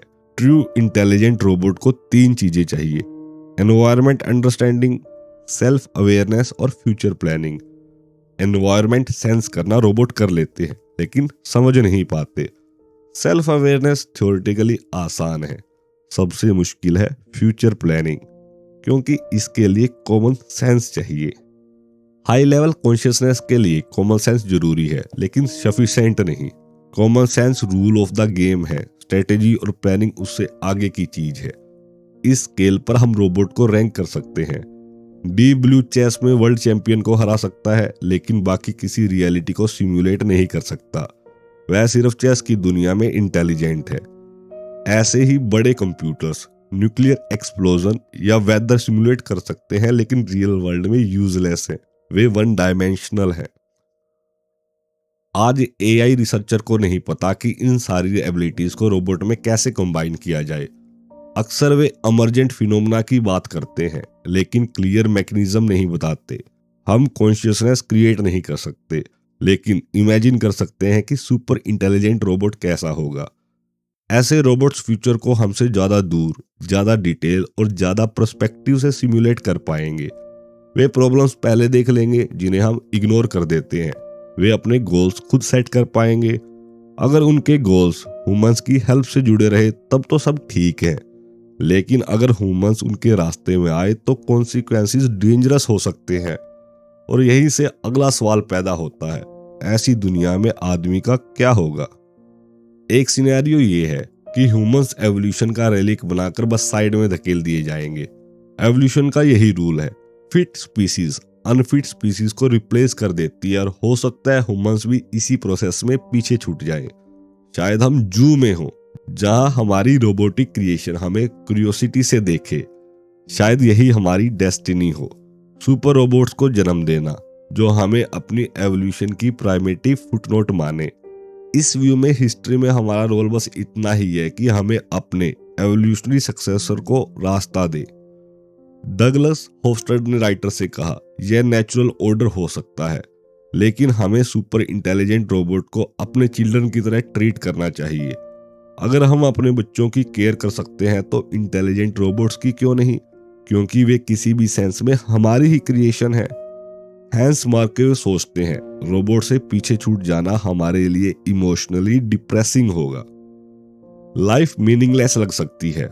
जब रोबोट्स हमसे स्मार्टर होंगे तब वे खुद की कॉपीज बनाएंगे जो उनसे भी ज्यादा इंटेलिजेंट होंगी। ये self replicating robots endless generation create करेंगे, हर जनरेशन पिछली से स्मार्ट होगी। शॉर्ट टाइम में यह प्रोसेस एक्सपोनेंशियल एक्सप्लोड कर सकता है। इवेंचुअली ये रोबोट्स प्लेनेट के रिसोर्सेज कंज्यूम करने लगेंगे, सिर्फ और ज्यादा इंटेलिजेंसी पाने के लिए। एक एक्सट्रीम सिनेरियो में पूरी अर्थ एक जाइंट कंप्यूटर बन सकती है। कुछ लोग इमेजिन करते हैं कि ये सुपर इंटेलिजेंट मशीन स्पेस में फैल जाएंगी, प्लैनेट, स्टार, गैलेक्सीज को कंप्यूटर में बदलते हुए वो देख रहे हैं। डिस्टेंस बहुत लार्ज है, इसीलिए कुछ स्पेकुलेट करते ही फिजिक्स के लॉज तक एल्टर हो सकते हैं। कुछ तो ये भी मानते हैं कि पूरा यूनिवर्स इवेंचुअली इंटेलिजेंट बन सकता है, और इसी आइडिया को सिंगुलैरिटी कहा जाता है। फिजिक्स में सिंगुलैरिटी इन्फिनाइट ग्रेविटी का पॉइंट होता है, जैसे ब्लैक होल जहां से लाइट भी एस्केप नहीं कर सकती। एआई सिंगुलैरिटी का आइडिया पहली बार 1958 में स्टैनिस्लो ओलम और जॉन वॉन न्यूमैन की बातचीत में आया। उन्होंने कहा कि टेक्नोलॉजी की एक्सीलरेटिंग प्रोग्रेस एक ऐसे पॉइंट की ओर ले जाती दिखती है जिसके बाद ह्यूमन अफेयर्स वैसे नहीं रहेंगे। इस आइडिया को बाद में वर्नर विंग ने पॉपुलर किया, लेकिन कोर क्वेश्चन वही है, सिंगुलैरिटी कब आएगी? हमारी लाइफ टाइम में, अगली सेंचुरी में, या कभी नहीं? 2009 में एस्ट्रोनॉमर कॉन्फ्रेंस में इसके एस्टिमेशन 20 से 1000 साल के बीच में रखे गए। सिंगुलैरिटी के सबसे बड़े स्पोक्समैन है रे कुर्जवेल। वो टेक्नोलॉजी की एक्सपोनेंशियल ग्रोथ के आधार पर प्रिडिक्शन करते हैं। कुर्जवेल मानते हैं कि यूनिवर्स में कहीं न कहीं सिंगुलैरिटी के कॉस्मिक फुटप्रिंट्स दिखने चाहिए। क्रिटिक्स कहते हैं कि वे इसे रिलीजियस फीवर बना रहे हैं। पोर्टर कहते हैं कि उनका ट्रैक रिकॉर्ड स्ट्रॉन्ग है। कुर्जवेल ने pattern recognition, speech recognition, OCR जैसे फील्ड में कंपनी शुरू की। 1999 में उन्होंने the age of spiritual machine लिखी और 2005 में द सिंगुलैरिटी इज नियर। उनके अकॉर्डिंग सिंगुलैरिटी स्टेजेस में आएगी। 2019 तक $1000 वाला कंप्यूटर ह्यूमन ब्रेन जितना पावरफुल होगा। 2029 तक वही कंप्यूटर ह्यूमन ब्रेन से 1000 टाइम ज्यादा पावरफुल होगा, और 2045 तक वही $1000 वाला कंप्यूटर सभी ह्यूमंस को मिलाकर भी बिलियन टाइम ज्यादा इंटेलिजेंट होगा। उसके बाद रन अवे सिंगुलैरिटी शुरू होगी।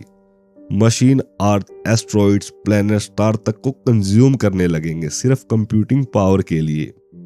कुर्जवेल ने बताया है कि टाइप 2 डायबिटीज डायग्नोसिस ने उन्हें लॉन्जेविटी पर फोकस करने को मजबूर किया।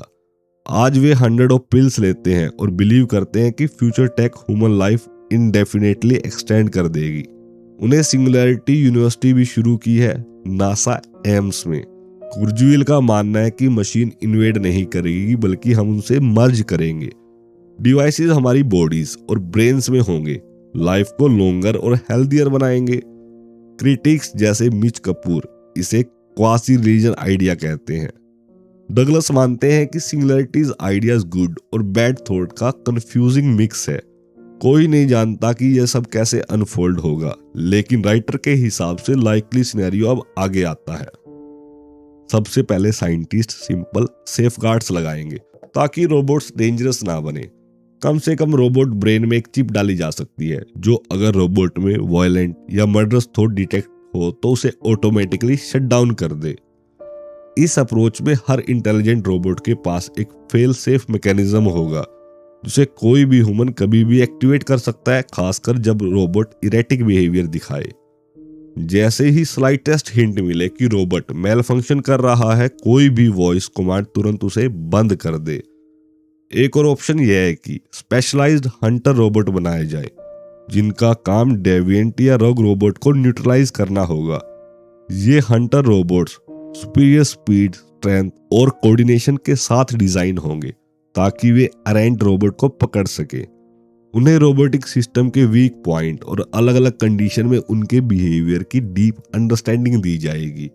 ह्यूमंस को भी ऐसी ट्रेनिंग दी जा सकती है।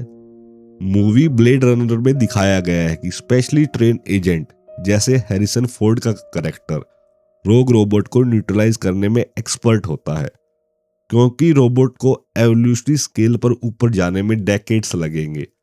इसीलिए ऐसा नहीं है कि ह्यूमैनिटी अचानक अनप्रिपेयर्ड पकड़ी जाए और हमें जू में बंद कर दिया जाए। कॉन्शियसनेस कोई सडन इवेंट नहीं है, बल्कि एक ग्रेजुअल प्रोसेस है जिसे स्केल पर रैंक किया जा सकता है। रोबोट को इस कॉन्शियसनेस स्केल पर ऊपर चढ़ने में कई डेकेड्स लगेंगे। आखिर मदर नेचर को भी ह्यूमन कॉन्शियसनेस डेवलप करने में मिलियंस ऑफ ईयर्स लगे थे। इसीलिए ऐसा नहीं होगा कि एक दिन इंटरनेट अचानक उठ खड़ा हो जाए और रोबोट अचानक खुद प्लान बनाने लगे। यह view science fiction writer Isaac Asimov को पसंद आया। उन्होंने इमेजिन किया कि हर रोबोट फैक्ट्री में ही हैंड वायर्ड होगा विद 3 लॉज ऑफ रोबोटिक्स। इन लॉज का पर्पज रोबोट को ह्यूमन या खुद को हार्म करने से रोकना था। बेसिक आइडिया यह था कि रोबोट्स ह्यूमन को हार्म नहीं कर सकते, ह्यूमंस को ओबे करेंगे और खुद को प्रोटेक्ट करेंगे इस ऑर्डर में। लेकिन इन लॉज में भी कॉन्ट्राडिक्शन है। अगर ह्यूमैनिटी खुद डिस्ट्रक्टिव चॉइस ले तो रोबोट सोच सकता है कि ह्यूमंस को बचाने के लिए कंट्रोल लेना जरूरी है। मूवी में रोबोट में यही डायलेमा दिखाया गया है, जहां सेंट्रल कंप्यूटर डिसाइड करता है कि ह्यूमैनिटी को बचाने के लिए कुछ फ्रीडम सेक्रीफाइस करने होंगे। इसी प्रॉब्लम को अवॉइड करने के लिए कुछ लोग जीरोथ लॉ प्रपोज करते हैं। रोबोट्स ह्यूमन रेस को हार्म या अनस्लेव नहीं कर सकते। कई साइंटिस्ट अब फ्रेंडली एआई की ओर झुक रहे हैं। फ्रेंडली एआई का मतलब है रोबोट्स को शुरुआत से ही प्यार से डिजाइन करना, क्योंकि हम उनके क्रिएटर्स हैं। हम उन्हें शुरू से यूजफुल और हेल्पफुल टास्क के लिए डिजाइन करेंगे। फ्रेंडली एआई टर्म एलिजर युद्वोस्की ने क्वाइन किया। यह एसिमोव लॉ से अलग है, क्योंकि यहाँ रोबोट्स पर मोरलिटी फोर्स नहीं की जाती। उसके बजाय रोबोट्स नेचुरली ह्यूमन की हेल्प करना डिजायर करते हैं। इसी से सोशल रोबोट्स नाम का नया फील्ड निकला। इसका गोल्स रोबोट्स को ह्यूमन सोसाइटी में स्मूथली इंटीग्रेट करना है।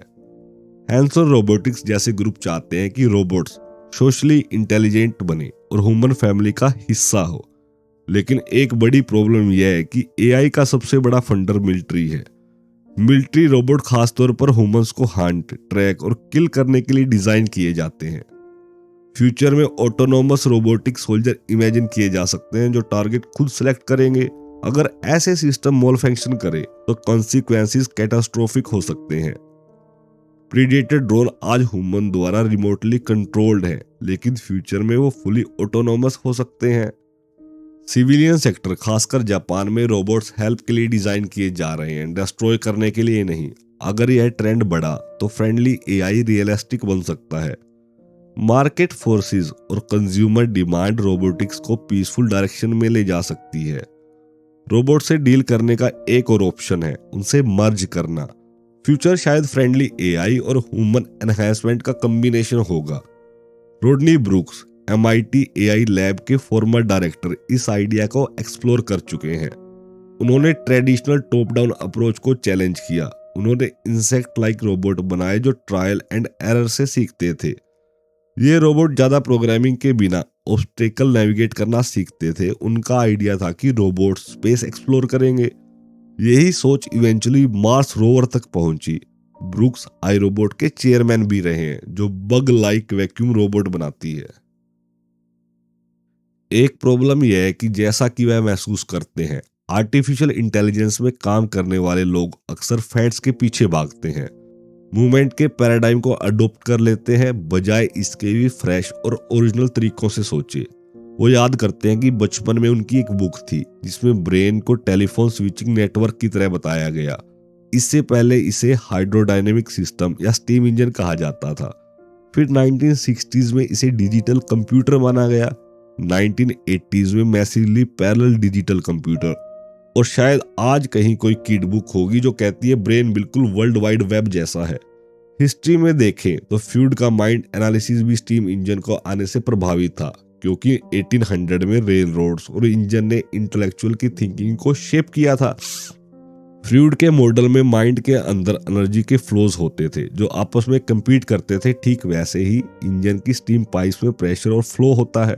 मार्विन मिन्स्की ने भी माना कि एक और पैराडाइम है कि एआई फील्ड को कई सालों तक मिसगाइड किया गया, क्योंकि बहुत से एआई रिसर्चर फिजिस्ट रहे हैं, इसलिए उनमें फिजिक्स एनवी होता है, यानी इंटेलिजेंस के पीछे कोई सिंगल यूनिफाइंग इक्वेशन खोजने की इच्छा। फिजिक्स में आइंस्टाइन की तरह यूनिवर्स को कुछ इक्वेशंस में समेटने का सपना है, और यही सोच एआई में कॉन्शियसनेस के लिए भी अप्लाई की गई। मिन्स्की का मानना है कॉन्शियसनेस कोई सिंगल आइडिया नहीं है, बल्कि एवोल्यूशन ने मिलियन ऑफ ईयर में अलग अलग टेक्निक्स को जोड़कर बनाया है। ब्रेन को खोलकर देखें तो यह मिनी ब्रेन्स का कलेक्शन है, हर तरफ स्पेसिफिक टास्क के लिए बना हुआ।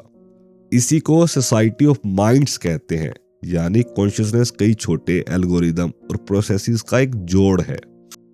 ब्रूक्स ने भी यही पैराडाइम खोजा, लेकिन उसने नेचर और बायोलॉजी से सीखने पर जोर दिया। एक मॉस्किटो जिसके पास बहुत कम न्यूरॉन्स होते हैं, सबसे एडवांस्ड मिलिट्री रोबोट से बेहतर नेविगेट कर सकता है, खाना ढूंढ सकता है और ऑब्स्टेकल अवॉइड कर सकता है। इंसेक्ट और माइस लॉजिक के रूल्स के साथ प्रोग्राम्ड नहीं होते, वे ट्रायल एंड एरर से दुनिया को समझते हैं। ब्रूक्स अब एक और रेडिकल आइडिया पर काम कर रहे हैं, जिसे way the merger of flash and machines कहते हैं।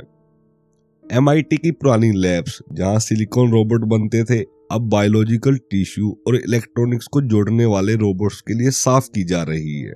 उनका विजन है कि फ्यूचर में रोबोट्स बायोलॉजिकल और इलेक्ट्रॉनिक सिस्टम को मैरी करेंगे। उनका कहना है कि 2100 तक रोबोट्स हर जगह होंगे, लेकिन हम उनसे अलग नहीं होंगे, बल्कि उनसे जुड़े होंगे, पार्ट रोबोट बन चुके होंगे। यह प्रोसेस स्टेजेस में होगा। आज प्रोस्थेसिस का रेवोल्यूशन चल रहा है, जहां इलेक्ट्रॉनिक्स को सीधे बॉडी में लगाया जा रहा है। आर्टिफिशियल कोक्लिया ने डीफ लोगों को सुनने की क्षमता वापस दी है, जहां इलेक्ट्रॉनिक हार्डवेयर न्यूरॉन यानी बायोलॉजिकल वेटफेयर से जुड़ा कोक्लियर इम्प्लांट में बाहर माइक्रोफोन होता है, सिंगल प्रोसेस होकर रेडियो से इम्प्लांट तक जाता है और फिर इलेक्ट्रिकल इम्पल्सिस ब्रेन तक पहुंचते हैं। आज 1.5 लाख से ज्यादा लोग कोक्लियर इम्प्लांट्स यूज कर चुके हैं। ब्लाइंड लोगों के लिए आर्टिफिशियल विजन पर भी काम चल रहा है, जहां कैमरा और सिलिकॉन चिप्स को रेटिना या ब्रेन के विजन सेंटर से जोड़ा जाता है। पेशेंट कुछ पिक्सेल्स देख पाते हैं, जैसे लाइट, आउटलाइंस, कार और लोगों की प्रेजेंस। फ्यूचर में 1000 ऑफ पिक्सल संभव हो सकते हैं। स्टार वॉर के रोबोटिक हैंड जैसा कॉन्सेप्ट भी रियलिटी बन चुका है। इटली और स्वीडन के साइंटिस्ट ने एक ऐसी रोबोटिक हैंड बनाया जो फील कर सकता है। रोबिन एक्सटम जैसे पेशेंट्स अपनी मैकेनिकल फिंगर को ब्रेन से कंट्रोल कर सकते हैं और फीडबैक भी फील कर सकते हैं। नर्व्स को चिप से जोड़कर मोशन और सेंसेशन दोनों पॉसिबल हो गए हैं। यह दिखाता है कि ब्रेन बेहद प्लास्टिक है और नए अपेंडेज को अडेप्ट कर सकता है। ब्रेन को मॉड्यूलर डिवाइस की तरह देखा जा सकता है, जो नए सेंसर्स और लिम्स को प्लग इन करके कंट्रोल करना सीख लेता है। रुडनी ब्रूक्स का मानना है अगले 10-20 सालों में ह्यूमन रोबोटिक टेक्नोलॉजी को अपने बॉडीज में अडॉप्ट कर लेंगे। फ्यूचर में ब्रेन से सीधे कंप्यूटर या मैकेनिकल आर्म्स कनेक्ट हो सकते हैं, यहाँ तक कि वायरलेस इंटरनेट भी ब्रेन में इंस्टॉल हो सकता है। आगे चलकर ये टेक्नोलॉजी सिर्फ इलाज नहीं करेंगी, बल्कि कैपेबिलिटीज एनहांस करेंगी, जैसे सुपर हियरिंग या यूवी इंफ्रारेड विजन। इंटेलिजेंस बढ़ाने के एक्सपेरिमेंट भी हुए, जहां चूहों के ब्रेन में एक्स्ट्रा न्यूरॉन जोड़ने से उनकी लर्निंग पावर बढ़ी। मिड सेंचुरी तक जेनेटिक और इलेक्ट्रॉनिक एनहांसमेंट से ह्यूमन बॉडी रेडिकल बदल सकती है। डार्विनियन एवोल्यूशन की लिमिट से बाहर जाने की पॉसिबिलिटी भी डिस्कस की जा रही है, लेकिन सवाल यह है कि मर्जिंग की एक लिमिट कहां होगी और किस पॉइंट पर लोग इसे रिपल्सिव या अनअक्सेप्टेबल मानने लगेंगे। कोई भी निश्चित रूप से यह नहीं जानता कि रोबोट्स कब ह्यूमन जितने स्मार्ट बनेंगे, लेकिन राइटर की पर्सनल राय में यह तारीख सेंचुरी के अंत के आसपास होगी और इसके पीछे कई ठोस रीजन हैं। सबसे पहला मूरीज लॉ, जिसकी वजह से कंप्यूटर टेक्नोलॉजी में डेजनिंग एडवांस हुई, लेकिन यह ग्रोथ 2020 और 2025 के आसपास स्लो होने लगेगी या रुक भी सकती है। इसीलिए उसके बाद कंप्यूटर्स की स्पीड को रिलायबली प्रिडिक्ट करना मुश्किल हो जाता है। भले इस किताब में यह एज्यूम किया गया है कि कंप्यूटर पावर आगे भी बढ़ेगी, लेकिन स्लो स्पीड से। दूसरा रीजन यह है कि भले ही कोई कंप्यूटर 10⁻16 कैलकुलेशन पर सेकंड जैसी जबरदस्त स्पीड से काम करे, इसका मतलब यह नहीं कि वह इंटेलिजेंट भी होगा, क्योंकि डीप ब्लू जैसे मशीन चेस में वर्ल्ड चैंपियन को हरा सकती है, लेकिन चेस के अलावा वो कुछ और नहीं कर सकती। यानी ट्रू इंटेलिजेंस सिर्फ कैलकुलेशन स्पीड नहीं है। इसी तरह फ्यूचर के सुपरफास्ट कंप्यूटर भी ऐतिहासिक सेवेंट जैसे हो सकते हैं, बहुत कुछ मेमोराइज करेंगे लेकिन रियल वर्ल्ड में इंडिपेंडेंटली सर्वाइव नहीं कर सकते। और तीसरा रीजन यह है कि भले ही रोबोट इंटेलिजेंट बन जाए, यह क्लियर नहीं कि वे खुद से ऐसी कॉपी बना पाएंगे जो ओरिजिनल से ज्यादा स्मार्ट हो, क्योंकि स्मार्ट की डेफिनेशन ही यूनिवर्सली तय नहीं है। रोबोट अपनी कॉपी में ज्यादा मेमोरी चिप्स जोड़ सकता है, लेकिन क्या इससे वह स्मार्टर होगा या सिर्फ फास्टर? यह सवाल बना रहता है, क्योंकि एडिंग मशीन भी ह्यूमन से लाखों गुना फास्ट है, लेकिन इंटेलिजेंट नहीं। चौथा बड़ा बोटलनेक है सॉफ्टवेयर, क्योंकि हार्डवेयर तो ट्रांजिस्टर छोटे करके एक्सपोनेंशियली ग्रो कर सकते हैं, लेकिन सॉफ्टवेयर इंसानों को लिखना पड़ता है। ह्यूमन क्रिएटिविटी प्रिडिक्टेबल नहीं होती। सॉफ्टवेयर प्रोग्रेस जंप में होते हैं, कभी ब्रिलियंट ब्रेक थ्रू तो कभी कभी लंबे स्टैग्नेशन पीरियड। इसलिए स्टेडी एक्सपोनेंशियल ग्रोथ मान लेना गलत हो सकता है। बेसिक रिसर्च का हिस्ट्री देखें तो न्यूटन से आइंस्टाइन तक प्रोग्रेस पंचर्ड इक्विलिब्रियम जैसी रही है, न कि स्मूथ एक्सपोनेंशियल ग्रोथ जैसी। पांचवा रीजन यह है कि ब्रेन को रिवर्स इंजीनियरिंग करने का प्रोजेक्ट इतना महंगा और बड़ा है कि इसे मिड सेंचुरी तक खींच देगा, और उसके बाद डेटा को समझने में भी कई सेंचुरी लग सकते हैं, जिससे फाइनल अंडरस्टैंडिंग सेंचुरी के अंत तक पहुंचेगी। छठा और आखिरी रीजन यह है कि मशीन के कॉन्शियस होने का कोई सडन बिग बैंग नहीं होगा, बल्कि कॉन्शियसनेस एक स्पेक्ट्रम है जिस पर मशीन धीरे धीरे ऊपर चढ़ेगी, जिसे ह्यूमन को तैयारी का पूरा टाइम मिलेगा। मशीन की कॉन्शियसनेस भी शुरुआत में ह्यूमन कॉन्शियसनेस जैसी नहीं होगी, बल्कि एक अलग तरह की सिलिकॉन कॉन्शियसनेस होगी। लेकिन यहीं से एक नया सवाल पैदा होता है, क्योंकि बॉडीज को एनहांस करने के लिए मैकेनिकल तरीकों के साथ साथ बायोलॉजिकल तरीके भी मौजूद हैं। जब एवोल्यूशन खुद बेटर जीन्स को सेलेक्ट करती है, तो क्या हम मिलियंस ऑफ ईयर का शॉर्टकट लेकर अपनी जेनेटिक डेस्टिनी खुद तय नहीं कर सकते?